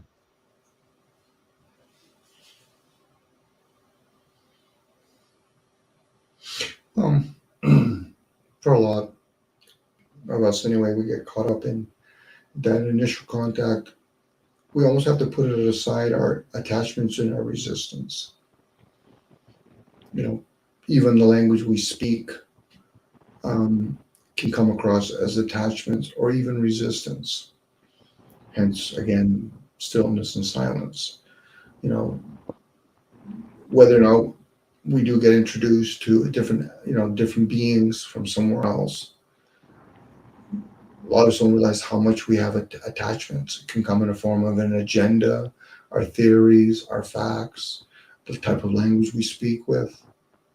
Well, I'm going to give you this, Dom, because I want every Christian that hears this to bend over, pull their pants down, and expose their little ass so they can have a foot put up it. Did not the enlightened one, Jesus, in the midst of a storm, tell the storm to calm itself? Mm-hmm. If it wasn't necessary, why would he say it? If it didn't understand him, why would he say it?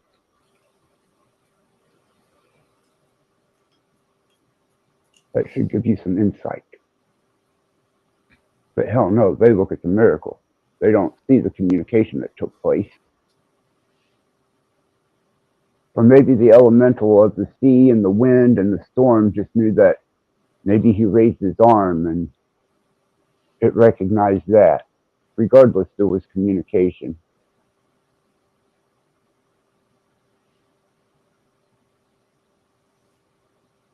Again, some of in this case, we were talking about Christians. They're cheering for their one or two superstars on their team, and they're not understanding what that person has to do on a regular basis. So whether it's Jesus or somebody that wrote about it and witnessed it, or it's a magician like a Copperfield doing certain kinds of things that literally they could be doing what some people call black magic and white magic, opposed to the sleight of hand. Again, people use their own imagination and they pull it down into the material. And of course, again, it's my team. I'm not a Muslim, so I'm not a Muhammad. I'm Christ, or I'm a Buddhist, which is fine, Again, but it's one of those things you could tell them because they form groups. Well, I would say, Donald, it's as simple as this. Next time there's a windstorm, next time it's raining or there's some movement in the weather, communicate with it. It may be difficult at first, but eventually you develop an understanding of how to communicate with it. Mhm. And then you can calm the storm. Well, tribes used to call for rain. It's cloud busting, people that can move water. Again, it's all we're beings communicating with other elements. Unfortunately, for some people, if not a lot of people, they think that they can change their ways, but they don't realize how much they have so much programs and conditioning going on. Just because a person said, I remember a long time ago I used to be able to run, you're never able to run under 10 seconds. That's designated for the few of the world. Even though there might be hundreds of people that can do that, run under 10 seconds, 100 meters, but the majority of the people that are observing it are doing it, and that's in the billions. So again, everybody has their own kind of purpose or gift. So for that person that actually can communicate with elements, they can make rocks move, elevate them. That's there. But unfortunately, a lot of people have to bring it down to the material where, like, no, it has to be a machine. That's how they moved all the stuff with the pyramids. Well, Again, if I can, Dom, so before I forget this, the old book I told you that I read when I was 14 changed my whole world, called Illusions by Richard Bach. In that book, it teaches you how to dissipate clouds, remove them, cloud busting. Yep. By the time I was 15, I was fairly proficient at it. And if anybody needs to check facts on that, Richard Bach, Illusions, it was the esoteric guide. I hate using that fucking word. It was a open and broader perspective on the human capabilities, and something called the Handbook of a Reluctant Messiah. And it was profound, it was well written, and highly educational. Mm-hmm. Well, this is where, when the story, I'm going to use the story of Jesus or whoever wrote about it, if you had whatever ability, some about moving mountains, you can command and they will move it. They're talking about clouds look like mountains. I've done cloud busting too. It's just some people have that ability, if not a lot of us. It's just that for some people, they just can't wrap it around their heads because they hear words such as, oh, I can't do that, or that's weird, or that's woo-woo. I said, are you hearing yourself? What do you mean? Do you see how the rhetoric that's coming out of your mouth? I hope you're hearing yourself, because I'm definitely hearing it. I mean, when I was younger, go ahead. It's really an easy process. All you have to do is remove the cloud.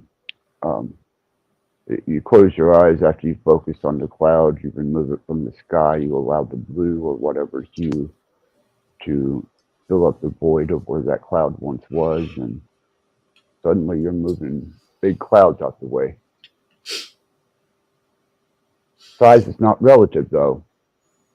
That's another construct you have to get over. Mm-hmm. Well, again, clouds come and go too. They just don't float away. They literally just show up and then they disappear. So, yeah, I was just how to remove a fucking cloud is all I was explaining, because I definitely want people to know that, yeah, if I say it, I've probably either done it or done it twice, or I'm still doing it, unless I found it unbeneficial to me. Again, Access, this is one of these things when we're sharing with other fellow beings is one thing. The ones that are curious, I said, have you engaged the student-teacher relationship from within? No, then stop looking for me to be your fucking teacher outside. Right. That student-teacher relationship is within. When we share with each other, then and only then a person can say, okay, I can share you something more that I've learned how to do it. Now, at that point, there are two students that are communicating with each other, but we're playing in the playground. Unfortunately, for a lot of people, they're not even activated, because there's many teachers that come from within, but is the student ready? So unfortunately, when we talk about it, for the masses, when they hear the word easy, they're combating everything as hard or unnecessary. So they're not going to understand the word easy. They're going to understand its opposing word, opposed to efficient. Are people proficient or efficient at it? When people hear the word hard, they want things to be easy. When they hear the word easy, they want it to make the word hard. When people talk silly, they want to hear serious. When people talk serious, they want to hear silly. They don't want to hear the other part, sincerity. Again, when people start understanding that, which you already understand it, Access, or you're aware of that, whatever word we want to use, people will start understanding when you hear words like reading the room, reading the energy. I'm reading language. I'm not reading the person. It's of no interest to me to read a person. I'm not interested in getting to that person's psychic. Like, oh fuck, I want to know how he grew up. No, that's fucking self-absorbed shit. They should do that on their own.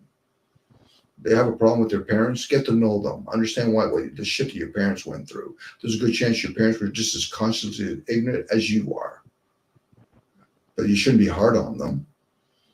I'm just saying the word consciously ignorant. I'm not making it a bad thing. It's just people are consciously ignorant. I'm telling you where you stand. But we all are consciously ignorant in certain areas of our existence. So that's not a big leap on me. But some people make it sound like, well, I'm amazing. You're full of shit. You just don't know it yet. But even if you did know, what would you do with that information? Well, I've found that I've had many teachers of many different degrees. It was up to me to recognize them. Mm-hmm. And that's why you're able to, if they're ready, to explain people that are caught up in it. But the ones that have learned intuitively or lean more towards intuitively, they're not going to get caught up in a person that's more scholarly. I can appreciate it, meaning that, oh, okay, yeah, he's scholarly. I've done things scholarly, but I don't lean that way.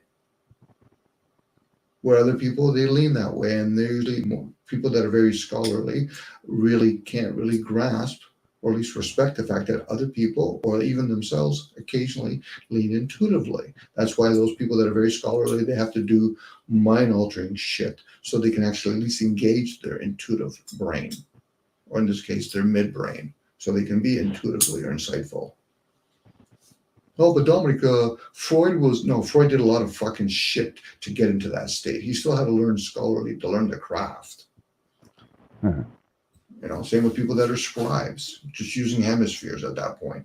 I'm going to fucking scribe everything, describe, and then you're going to read it. Which way are you going to read it? Left to right, right to left, up or down or up? You're going to read it in a scroll form or a book form?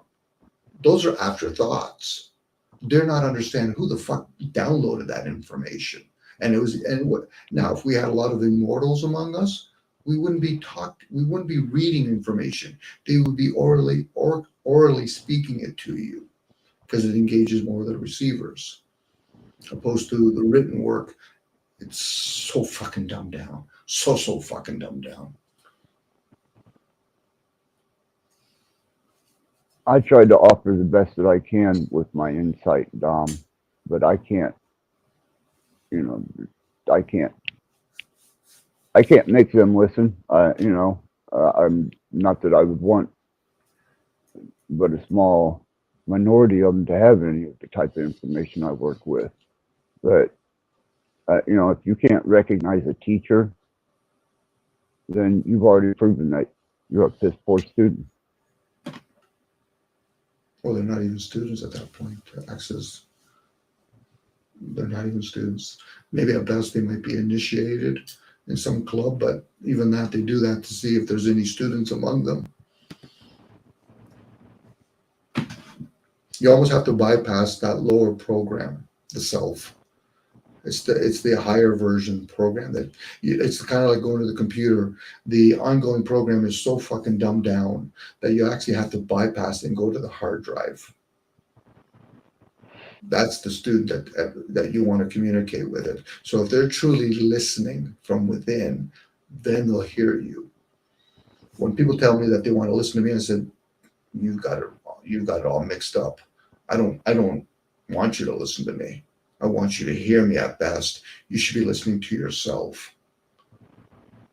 But beyond the lower self, that thing that's there the whole time, that program, call it the third eye, call it whatever, many different words you can describe it.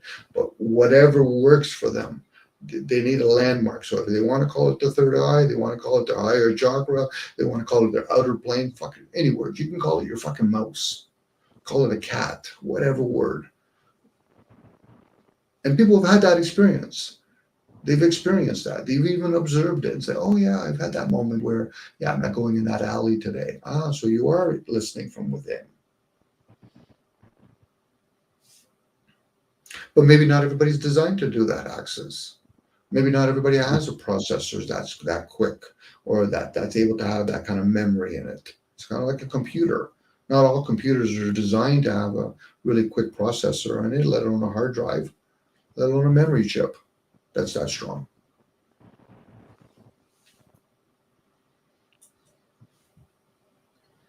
Some of them get overheated and get used. Go ahead, sorry. The interesting thing that for the learned, if they choose to, is there is no speed limit on your brain. You can develop your brain to be as fast as the equivalent of a computer that is the same with your brain capacity.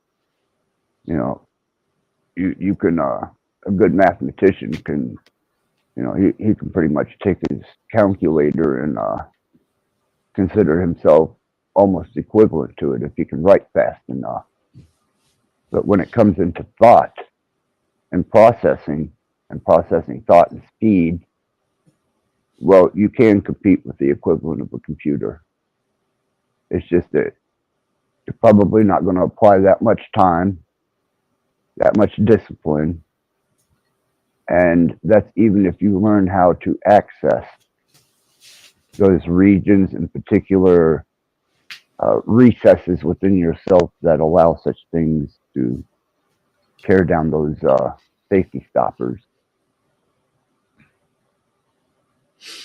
Well, ultimately, there is that possibility that we can all elevate so that we could say those statements are true for everybody, but there's a good chance a lot of people that are mathematicians probably wouldn't know how to do micro soldering or how to swing a hammer proficiently. So that kind of reveals that we all have different gifts. This goes back to having variations of language, so that we all could have been divided. And like I said, ultimately, maybe we have that possibility. We can all have all those gifts. But right now, the guy that's that chess master is very programmable. She's able to expand their programs a little bit more, but they might not be able to build, let alone build the building that they're in, let alone put the tiles that their chessboards and the table that the chessboard's on. So again, go ahead. Proprietary programming. That's where, if you're going to become a master at one skill, pick 4 or 5 of them. You might surprise yourself. But even that concept of mastering it, then you become a slave in other areas. So again, I don't value those things, access personally. That concept of master and slavery, that those are just more programs. Even when I hear people talking theosophy, ascended masters, fuck them in the boat they came off of. They're probably old beings that probably were masters here and now they're up there. No, fuck them. That's just I should have used the word proficient. Yeah, but those are cliche words. Words aren't. But people's minds, in this case, their brain goes towards that. And once they go towards that word, they have a subdirectory already built in. And you almost have to say, okay, pull yourself out of it. Unless there's a person who says, okay, it's a relative word. That person's using that. I'm reading the energy. He's also, I could use this word to apply the same thing. But some people are so led with their with words. So when they hear the word cool, they don't know it might have different variations to it, and it applies differently. Or somebody says, I use it here. What do you use it for? So when people hear the word mastery or master, they think it's some sort of it's advantageous. Well, okay, could be. No different when somebody thinks about the word slave. It could be advantageous too. Oh yeah, that's not the way I see it, because they already have they've already come in with a preset closet full of all these directories. And they're probably not very versatile. You know, there's a difference between slavery and servant. There's a difference between master and lord. You know, is it honorable to be a lord? If he takes care of everybody and has a big responsibility, sure. Same, it takes a big responsibility of servant. But people, when they hear the word master, they think it's either a beautiful thing or it's, people don't like masters because they're slaves. Well, who's the slave and who's the master? Those are programs. In my interpretation, programs, behaviors, words again.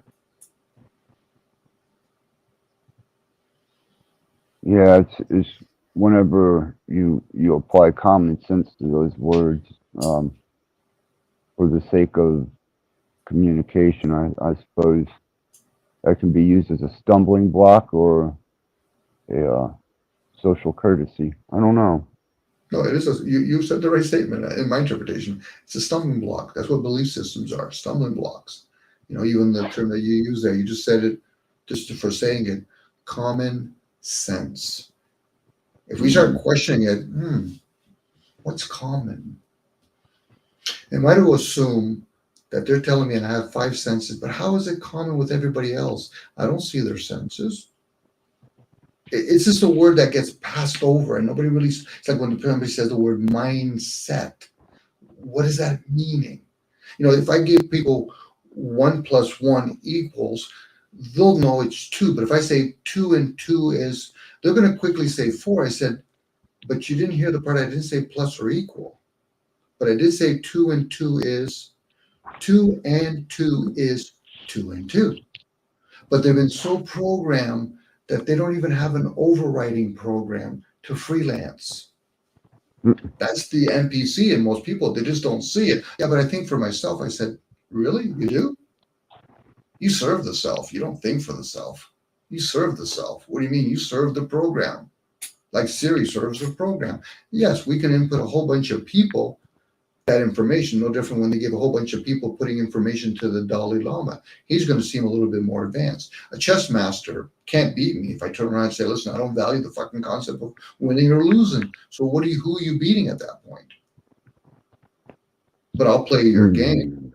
The outcome is of value to him, not to me. I just enjoy playing the game. But I have to learn how to play the game to at least participate with him. Nobody's ever told me it's the main part of the game, winning or losing. Well, you can choose to resign. I've done that with people that I admired their playing skills. Mm-hmm. And when it come down to, you know, that final death move to put them in checkmate, I generally resign if I have respect for your game. Mm-hmm. To me, just like video gaming, there's a chat going on. I'd rather just do the chatting part of it. The game itself, pretty simplistic. I get it. Some people are able to expand their mind that they can think of 14, 15, 20 different games. And in each game, they can expand it to 30 or 40 different moves deep. But the game itself is very simplistic. It's one move at a time. And in that one movement at a time, especially if people understand, why do the pieces change? Why is it a rook now? Why is the wise person, which is the queen, able to move more than this one space at a time? That game has totally changed from the pre-GM time. But at that time, like anything else, it evolves or it devolves. It's a fun pastime in jail. Yeah, yeah, it is. It's an enjoyable game to play. No different Chinese checkers or Monopoly. They're just games, but that's part of the programming where they're trying to get people stuck in the outcome. And then in the outcome, winners or loser, then let's see if we can get them to pick one side over the other. Hence the glass half full, half empty. I said, I'm not interested in playing fucking limitations. I see the painting. I see the table. I see the glass. I see the fucking what's in the glass. By the way, I don't see any of the words that I'm explaining it. They can't play that game when a person truly is a true being. The rest of the people, they're fucking dumbed down. They're the ones who are going to say, well, I see the glass half full. There's the program. They got you from duality down to singularity. And even that, you're not even realizing you're not seeing the fucking words, you're explaining it. At that person, reboot yourself. You're a wasted being. You're wasting your energy here. It's kind of like looking at a soldering board. You see that little fucking part on the soldering board? That's most of us right there. In that moment, that's what you are. Just a little piece of fucking dot on that board. You know, it's like when people say shit like, I see the bigger picture. I'm going to explain fucking small little details to show you don't see the bigger picture. You just see aspects of it. Now, if there's a bigger picture, why would you be here? It's like when people say to me, I'm in the deep end. I said, you're in the shallow end, pretending with your tippy toes. If you're truly in the deep end of the fucking pool, then you're not here anymore. Either that or no one can coherently make sense of what you're saying because you have chose not to dumb down your conversation or, disable the full spectrum of what you're capable of. Because if I was to go into my shrink's office and start explaining all the dimensions, hyperdimensional math that I was actually seeing, he's going to think I'm seeing something that isn't there. Mm-hmm. But it is there. For you, it is. For them, it would be more of a question about now, what does Access understand? No, it's showing that have I truly questioned myself? I've tried to fit in way more than I should. And this is part of my habit that I've even done with these communities where I've tried to fit in. I'm realizing most people are fucking full of shit. They just don't know it. They're winging it. They're not ever questioning themselves. They'll question me. I'm thinking that's a waste of energy. Why? Because I'm doing that. You can ask me if you want for pure giggles and kicks. Most people don't realize how many programs they're running that doesn't even belong to them. But they take it on as their own, and then they bitch and complain about it, and then they complain to other people. I said, you know how much energy you're wasting here?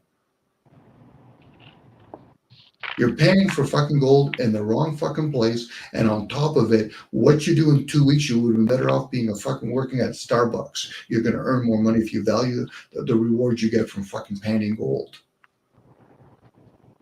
Yeah, but I need gold. No, you don't need fucking gold unless you know how to fucking consume it.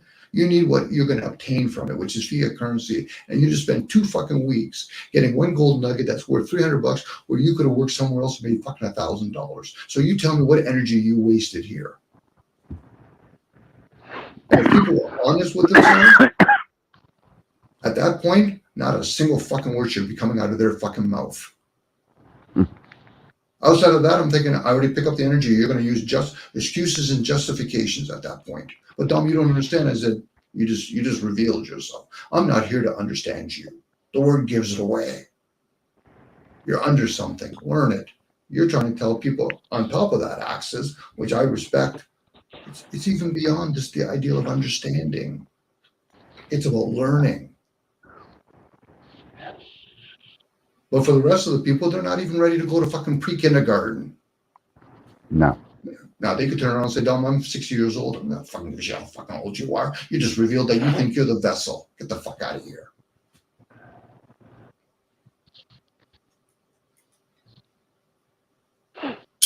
Now, I say that jokingly when I say get the fuck out of here. That's my just way of saying, are you sure you're not full of shit? Well, I don't, and then of course they make it about me. I said, no, I already know I'm full of shit. Are you sure you're not full of shit? Are you that fucking clean that when you wipe your ass through your mouth, not through your ass, that you don't think there's going to be a little bit fucking a little stain there? And then, of course, then people start grandstanding. Well, this is what I learned. Well, don't fucking start talking to me about your fucking university hobby you just got.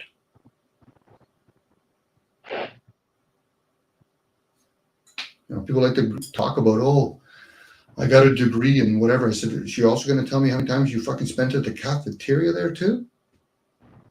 What lock combination you had at university? You went to the school, the university's fucking football fucking game or whatever. Is that the shit you're going to tell me next? Because there is groups that offer that kind of shit. Now, the onus is on me because I've gone to some of these channels where I shouldn't even have been there. But that's on me. I still like drama. That's you know, I just have to every so often go to Home Depot and get some fucking some bonding glue. Yeah, or you got a couple cats? I'd say that and some duct tape. I ran out access. I've been using too much on myself. Oh, you got to share the duct tape, man, especially with the cats. No, the duct tape's for me access. I need to be duct taping myself. It's all fun.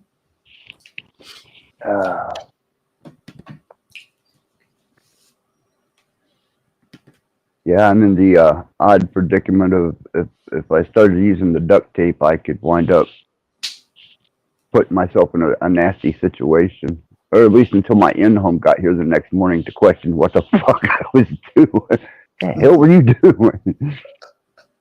Research. I'm seeing whether or not was it ductwork. Duct tape is better than Gorilla duct tape. What I'm trying to think of the other duct tape. You could try to use painter's tape, but that's not going to work. It's good for cutting. No, it's not very effective.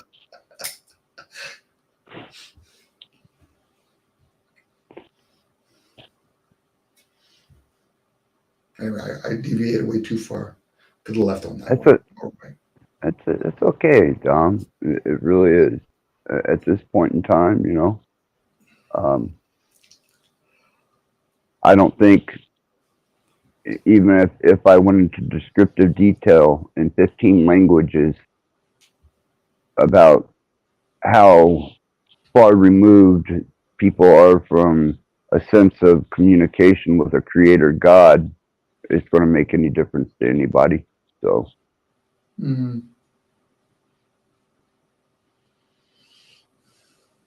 No, as long as they feel that they've got a good communication, so I guess, you know, I don't want to disrupt what's working for them.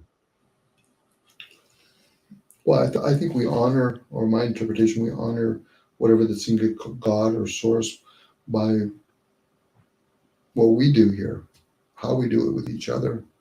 You know, I get it. It's always nice to, you know, hey, let's praise God. I said, well, what about us beings here? You know, praise. I'm not expecting worship, but even though we already work for each other in so many ways, but you know, at least praise each other. You know, when somebody's trying to assist somebody, be of service to one another. You know, but again, this is how people attack. I think this is where they get the concept of, you know, using God's name in vain. You're either giving credit to something that you really don't show all its parts, or you basically rip into it. You know, people, atheists like to rip into gods. I'm like, you don't know what that is. And if they're not ripping into a god, they're ripping into people that probably don't know nothing of what a god is or isn't. You know, that goes back to people arguing with each other about the shape of the earth, and if it looks like those two objects up in the sky. They could be, but you know, if there's a group of 40 people, I said, any of you in the 40 here have been up high enough, and I really don't want to hear about NASA and your brother or your uncle or whatever is a pilot. Has any of you been high enough to confirm or denounce it? It's like when people talk about the moon. Can anybody here confirm or denounce that they did or didn't go to the moon? Well, I didn't. I said, then you can't do that. Then you're what? Speculating? Speculating that other people are speculating that other people are speculating that other people said they did or didn't go to the moon. Like, fuck, that's parroting on top of parroting. Mhm. And It really, is. it's wasted energy. It's wasted energy. Now I get it. People say, "Listen, Dom, I like that. I'm going to make a play on the human behavior." Fuck, there's already enough books. But yeah, go ahead. What are you going to start off with? Well, we make monarchies, we make governments, we make religion. Yeah, that's a play that's been done many times. But carry on. How about something original? We would have to dig deep. What could we do it? There's, people waste energy talking about what type of diet's better than the other. Oh, a carnivore diet's way better, more superior than you vegetarians or you fruitarians. Of course, I'm the funny guy that turns around and says, "Okay, so you're a meat eater, domestic or wild?" I'll Go ahead. I'll give them a bit of profoundness. People talk about God speaking to them. God spoke the other day, and everybody on this plane of existence went deaf.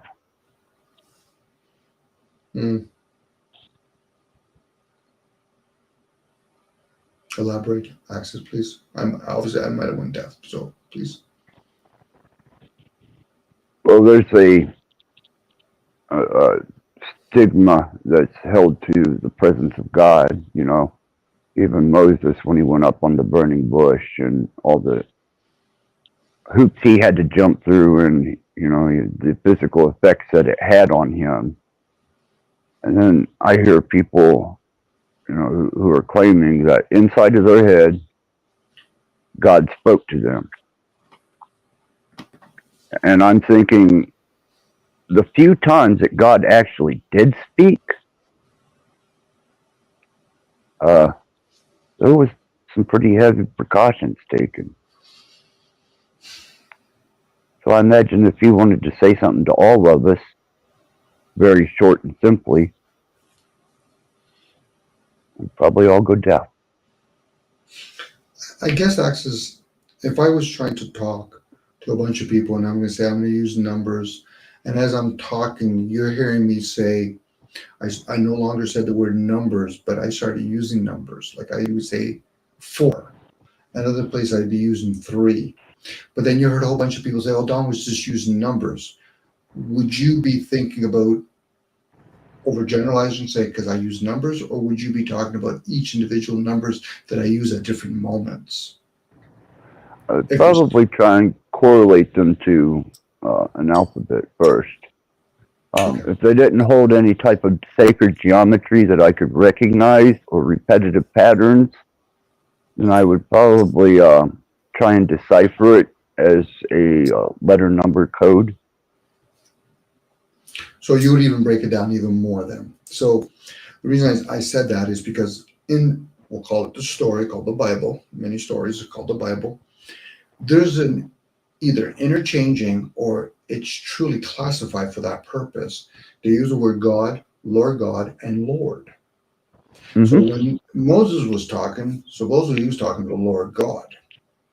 When they talk about the Lord, that goes back to Genesis, that Adam now has to become the Lord.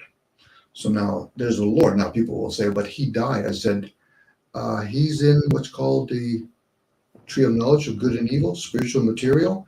You have a physical death, but the day doesn't end. Why? Because there's a spiritual day. So that Lord can still exist. So now when people start hearing about Lord God was talking to Adam, yes. So who's God then? Or who are the gods? This is why when some people say the gods are sleeping, they're resting. Some of them are reawakening.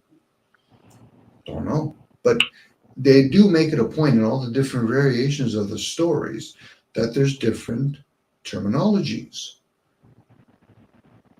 That's why when somebody says to me, well, Dom, you're representing the Lord. Yeah, the Lord. Our earthly Lord. Lord God is a different thing for me. Now, for other people, they interchange it. It's like using the word for many different things, or the word cool. Now we have to start, making clarity and say, okay, so am I to use different words for different meanings, or am I just going to say they all mean the same? And for some people, that's what it is. It's all the same. Okay.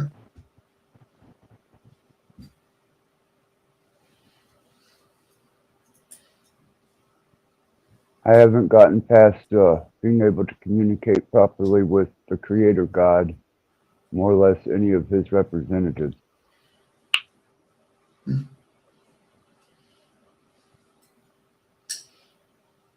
Yeah, then at that point we have to really, one should be able to question when they hear somebody say, "But I was talking to one of these Archangel Michael." I said, "Okay, outside of you're just using a name, what was shared with you, and did you question it?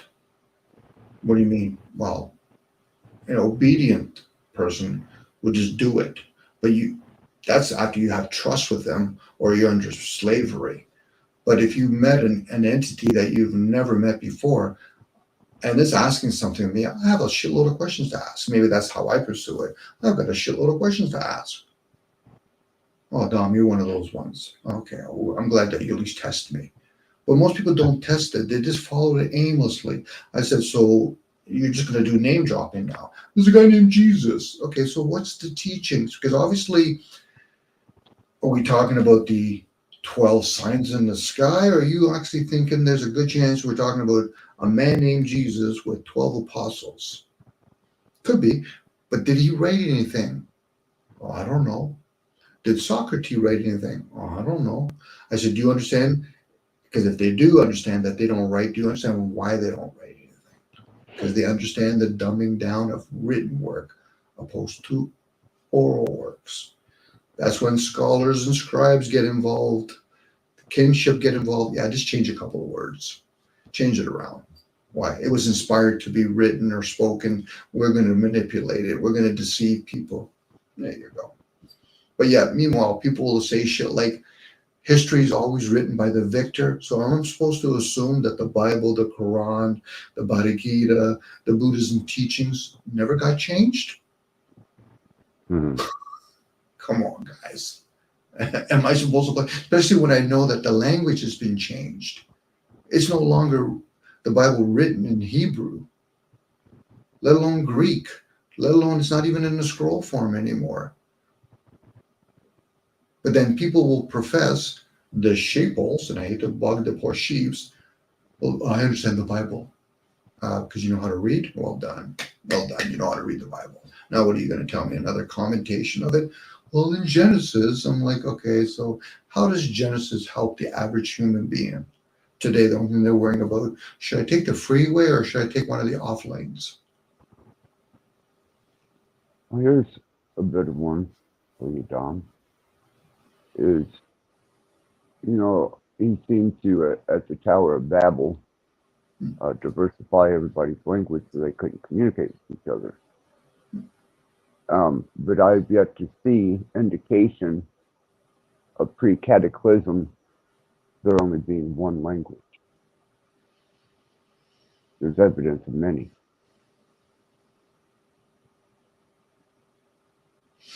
I think there's an assumption that the world was one.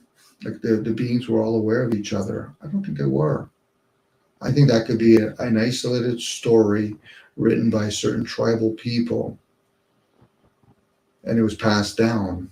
Now whether or not that was even on this plane, let alone in this dimension. Again, a lot of people didn't even know aware of other people's existence.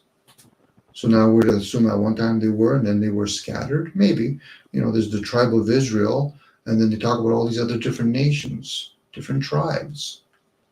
So, I get it. People want to make the assumption that everybody was one at one time. And it could have been a spoken language if it was one. Could be. They're talking about building towers. I forgot. Well, what do you think we still do now with high rises? It really hasn't changed. Nothing new has really changed. It's just, it might look different, but it hasn't changed. The same concept that we're building these caves. We just call them houses and we call them apartment buildings. Well, it's little discrepancies like that after you really start reading the Torah, that you, and even into the New Testament, you start picking up on things if you can, if you got eyes to see, such as people are waiting for the second coming of Jesus. Well, he already came for a second time. It don't take a fucking rocket scientist to figure that out. He was born, it was prophesied. They even had a big celebration when he came. And then he was crucified and resurrected. That's twice. He's supposed to come with a sword, whether it's a double-edged sword out of his mouth, and it's going to be shaving some wheats or whatever. So he's not coming in with pleasantries. So if you've already come, so be it. Well, Again, it's just more of those discrepancies. I don't put a lot of value to somebody that says they're Christians or they're a Muslim. I don't put any value to that. I said, if you do, all the power to you. I'm not into clubs. So all I was doing was just pointing out and making an example of, I could have used, I suppose, another book. Any of them will do. One of the Egyptian ones. It just was convenient, I guess I could have quoted from the Book of the Dead or some of the Egyptian rites of death and passage of, but that just seemed convenient and relatable to other people.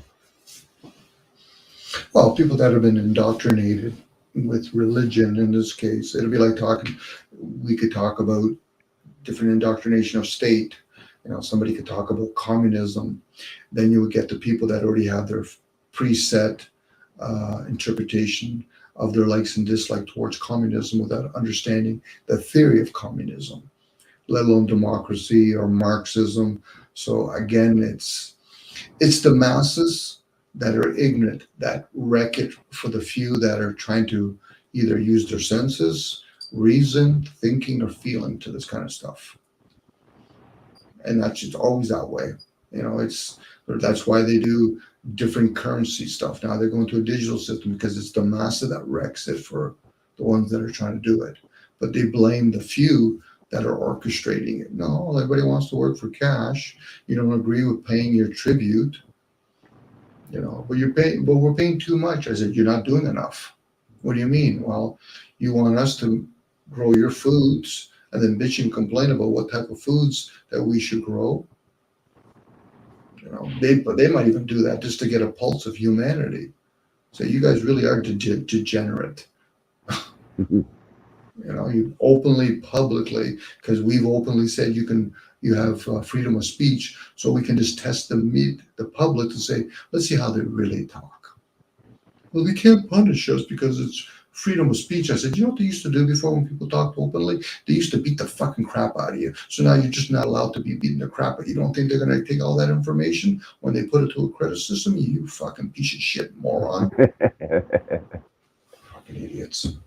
Going around free speech, free will, all that. They created that concept. Put the word free in front of it. When did humans ever get anything for free?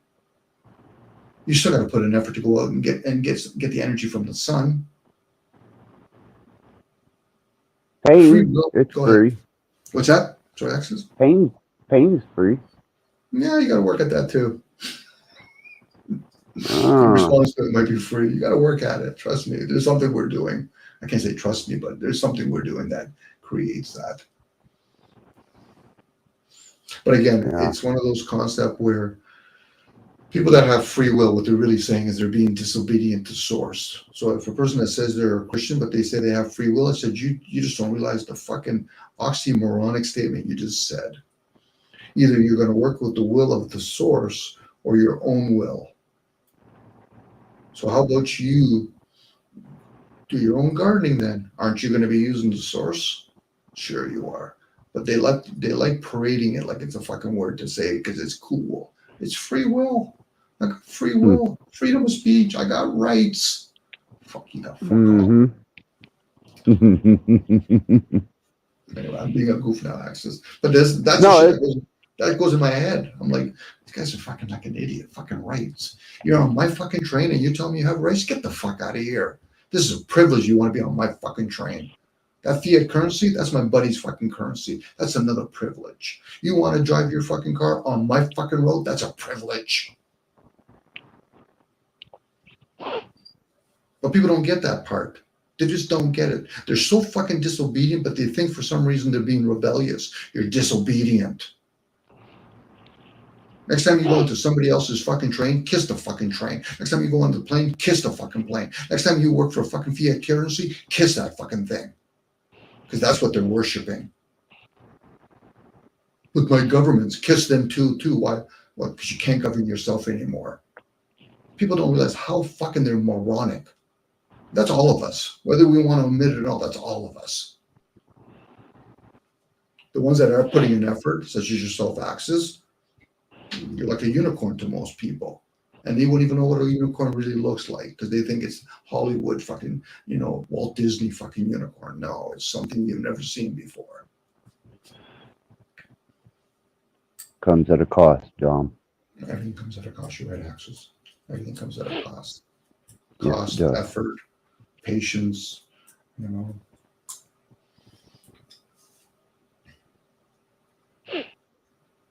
To have governments, it comes at a cost of no longer being a sovereign being. And if I wanted to be a sovereign being, I would have to try to work a lot of effort to get rid of all those fucking programs I have and comforts that I have. I don't think I don't think I would even want to do it. And I know that's an excuse coming out of my mouth. Could I do it? Maybe, but for how long?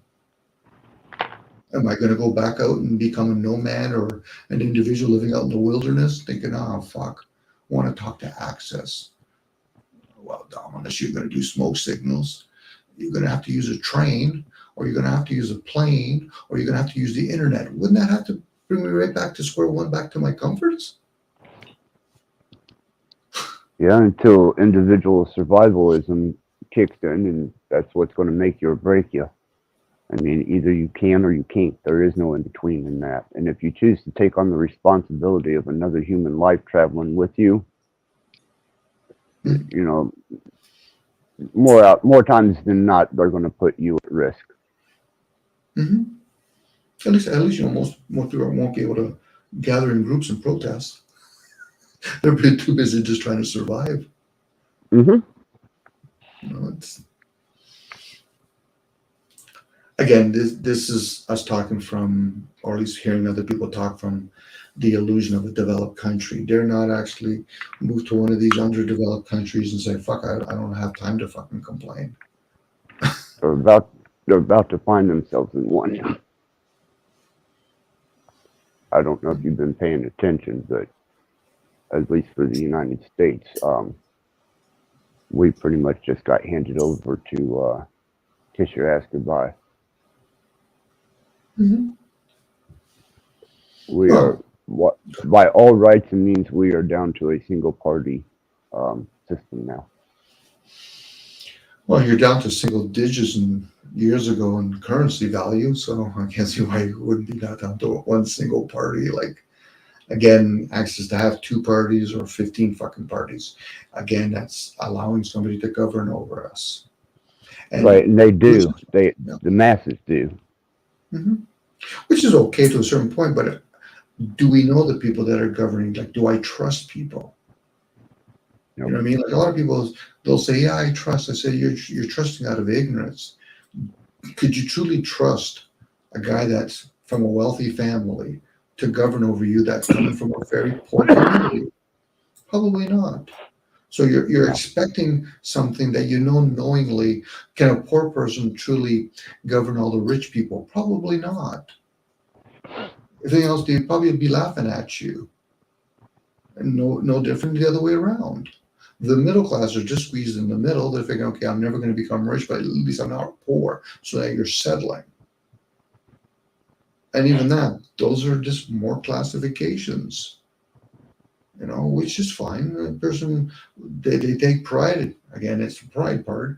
I'm a middle class person. I'm a working class. I'm blue collar. Okay, whatever. Give me some colors and I'll give you fucking your illusion.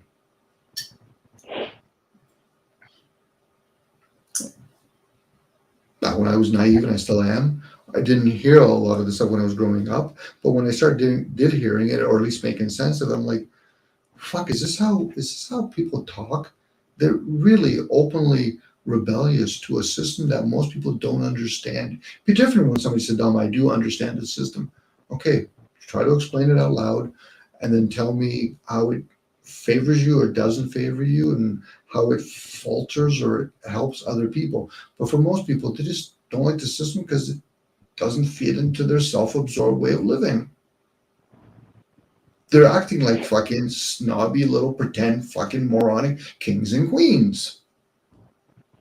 I'm a king. I don't fucking give a shit who the fuck you are. Are you the one that's going to be doing the execution today? Are you the one that's going to be planting all the fucking seeds today? Are you the one that's going to be monitoring everybody? Well, no. I said, then you're not that fucking important, are you then? No. Unless you say you're going to serve everybody, you're going to make sure everybody's orchestrated, then you play a major role. But what most people want to do is they have this image. I'm going to be the king. I do fuck all day, and I convince everybody else that if they don't listen to me, they're going to be beheaded. By who? Are you going to be beheading me today? No, by this other guy. So this other fucking moron that guy, yeah, you convinced he's an idiot. So you're going to get me to be headed by an idiot? Okay, fuck, no problem. Next time I get rebooted, I'm looking for both of you morons. Fucking idiot going around killing another human being at somebody else's fucking wordage. What the fuck is that shit? Then people don't understand that about state and religion. I'm a Christian. You're an idiot. I'm a democracy person. I'm a liberal. You're an idiot. You just don't know it yet. They're not going to have the ability to choose either one of them from this point forward. They can look and mimic whatever they want, but the fact is the tide has completely turned, and that's not just a bunch of people standing around talking shit in the back rooms of secret little places. This was laid right out on the board, all the way across the board, and it was basically, here's what time it is. I think a place like the Empire, in this case, America, they're getting closer and closer to the dictatorship that they are going to eventually be rewarded with, because that's the collapse of Rome, and it's already been moving.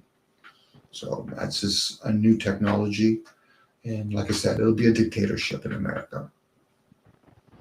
Even though it's always been a dictatorship, it's been run by corporations, but it will be more announced as they're making the transition to the empire moving somewhere else. And then people have like the biblical story, like, oh, look at that beautiful country or whatever. It was living wealthy. It's time for you to be moved. Now, people in America might turn around and say, well, the ones that live well. I said, then you have no reason to bitch and complain when they're fucking crumbling it. The poor people, and you were poor anyway before, so you're just going to be poor in a different way now.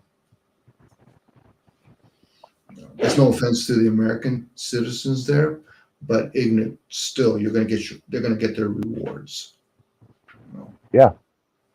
It's just the way it is, Axis. No different when shit goes down in China. I'm pretty sure the Americans and Canadians and Europeans like, oh, it's everyday news. The Chinese are trying to rebel. Middle East, when it comes around to in America and Canada, it sucks to be us. Yeah, they relinquished everything over to the Democratic Party yesterday. Mm-hmm. Or was it the day before? My days are running together. It's only because I am binging like a motherfucker and enjoying it. But anyhow, we have no Republican representation now. Mm-hmm.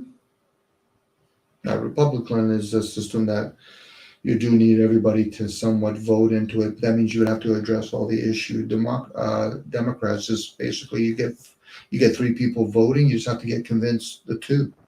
That's how that works. Republican you're basically forced that everybody has to vote. So, but then you would have to make sure you address all the issues. Democracy, republic. I mean, the other one. No, it's a. Both of them are weak systems, but one is at least is more advantageous for the citizens of the country. The other one, no, it does fuck all.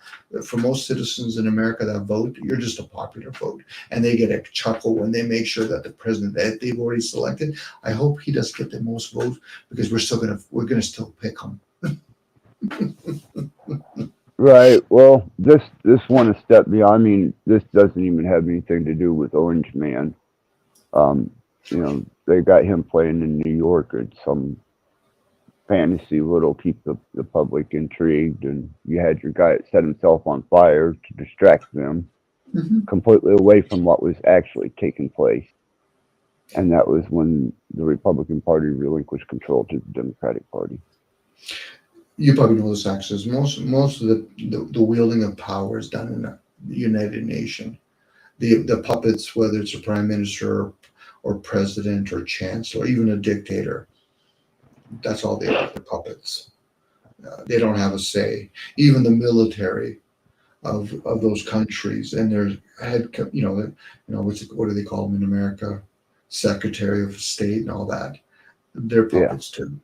You know, it's still the Senate that's developed it's at the Vatican. That plays a major role. The United Nations, because all those colonels are just politicians, and they go around freely throughout the world. People just don't see them. They just think that they're religious. No, those are the political people that are of the world, and they represent the nobles and the rich monarchies of old. So when when the United Nations, again, those are just tiers. When they make a decision, those countries have to obey.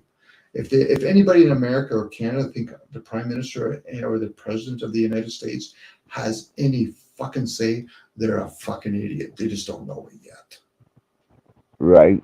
They don't got to say at all. When America's had military enforcement for the last 40 years, that is what's called a dictatorship. And they're throughout the world. That's the Roman Empire monitoring everything. When they did it with boats, when they were in Britain, this is the German nation ruling it now. That's why when people started understanding all the Zionists and all the high positions in America, those are Jews, those are Germans. But when people vote and they don't know got a fucking clue who they're voting for, and you don't really understand how America fucking really works. They divide all the different states and keep all you fucking peasants in little fucking caves. Oh, yeah, but go ahead.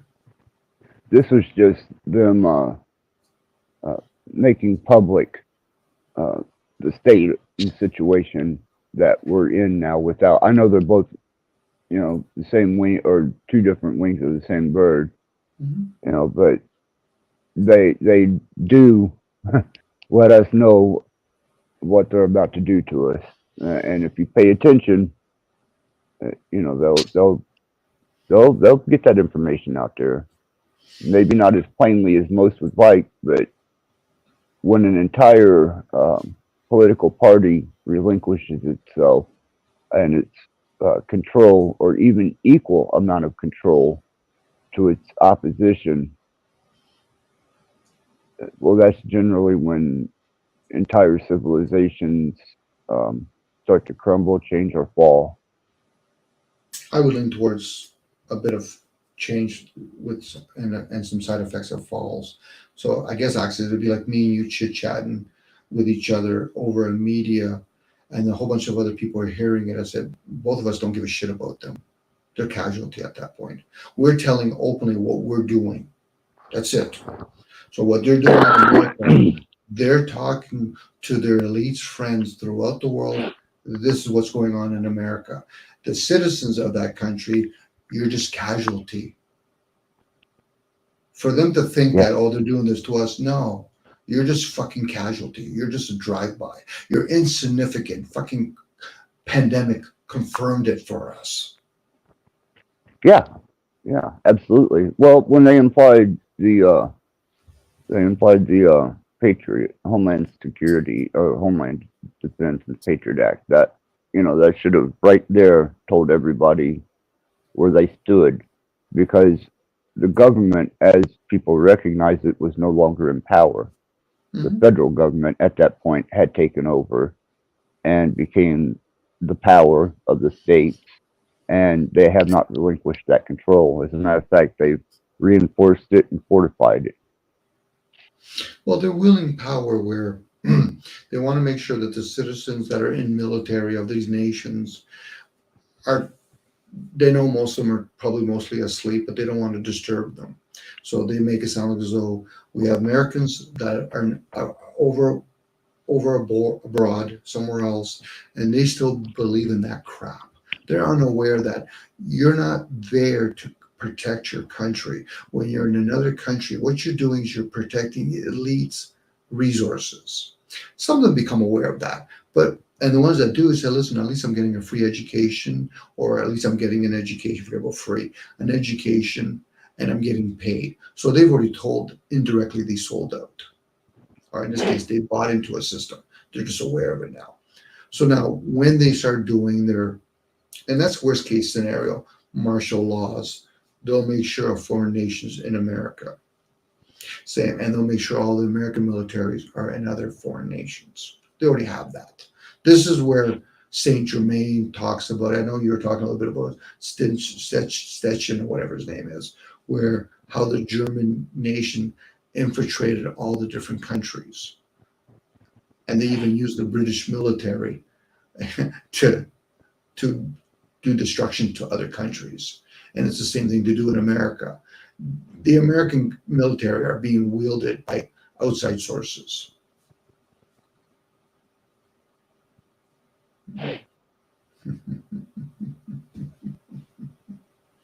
So they'll start feeling the impact from this pretty quickly. So, if you want to contribute that um, energy that was manifested during the eclipse, apparently, it's a highly pronounced and very strong energy that carries uh, change, destruction, and renewal.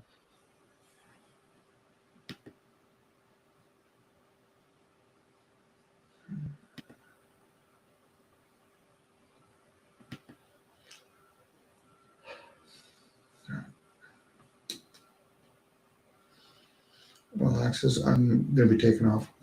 Got some work to do tomorrow morning. And thank you.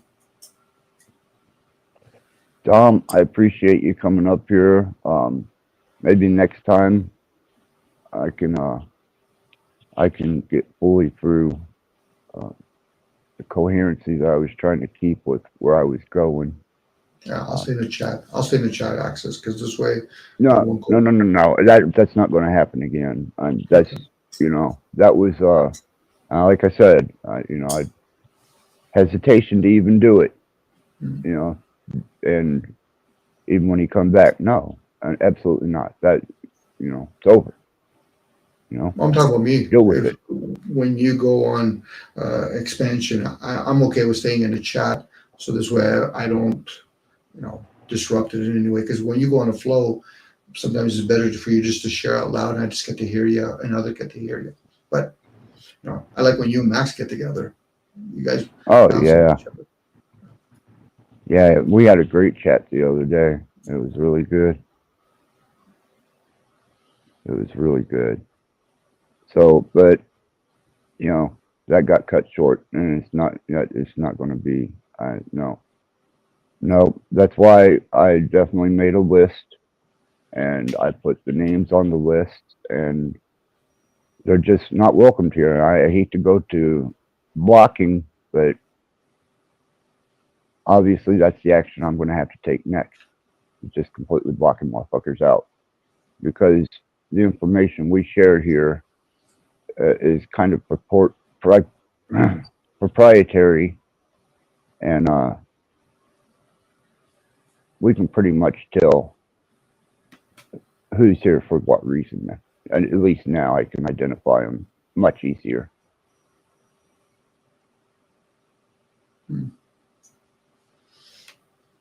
Well, you can't really expect other people to understand what they're doing. Either they're doing it unaware or they're doing it consciously.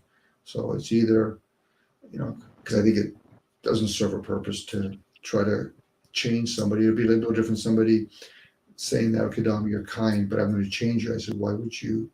Why? And vice versa. It's either we're going in different directions, we're different energy. And when I say different directions, that's not assuming that the direction I'm going is healthy. It's just that I just pick up we're going in different directions. So there's certain people I'm okay with by saying it access. I block them now. They don't see. Yeah. They don't need to see what I chat about, and I really don't need to hear what they're chatting about. Out of sight, out of mind, kind of ideal. I call it Right. nonsense, and I hope what I have to say, if it's nonsense, do me the same. Do me the same solid. Outside Yeah. of that, Well, go ahead. I found that that's beyond them. They'd rather pull their panties up their ass and get them in a bunch than they would to address somebody on something that could do out, within a broader scope of when they had to sit down and discuss this to get a full comprehension of it. And I've yet to see that outside of like you and a couple other people. So, I know where the headset is, and if it's that, and it's just me, you, Max, and a couple other people, then so be it, man. Mm-hmm. Yeah. That's right. And it's I favor that. I mean, it's always nice when it's a bunch of people, but if it gets limited to one or two, I like to think as long as I'm okay with me first and foremost. I enjoy sharing with other people, and I enjoy hearing other people share. But if it gets to a point where it becomes way too much noise, even when I say it, sometimes I catch myself. I'm saying, "Damn, that's just fucking noise." You know. Yeah, it's not worth it. But I'll let you escape. And Thanks, Access. Dom, it's been wonderful being able to talk to you again. I'd like to maybe hit on this at a later time and take a little deeper endeavor into it. Definitely want to thank everybody that showed up in the chat. Always appreciated. Um, and anybody that catches this in the future and finds any use of the information or is able to apply it to a life situation with beneficial effects, then more power to you. Access out.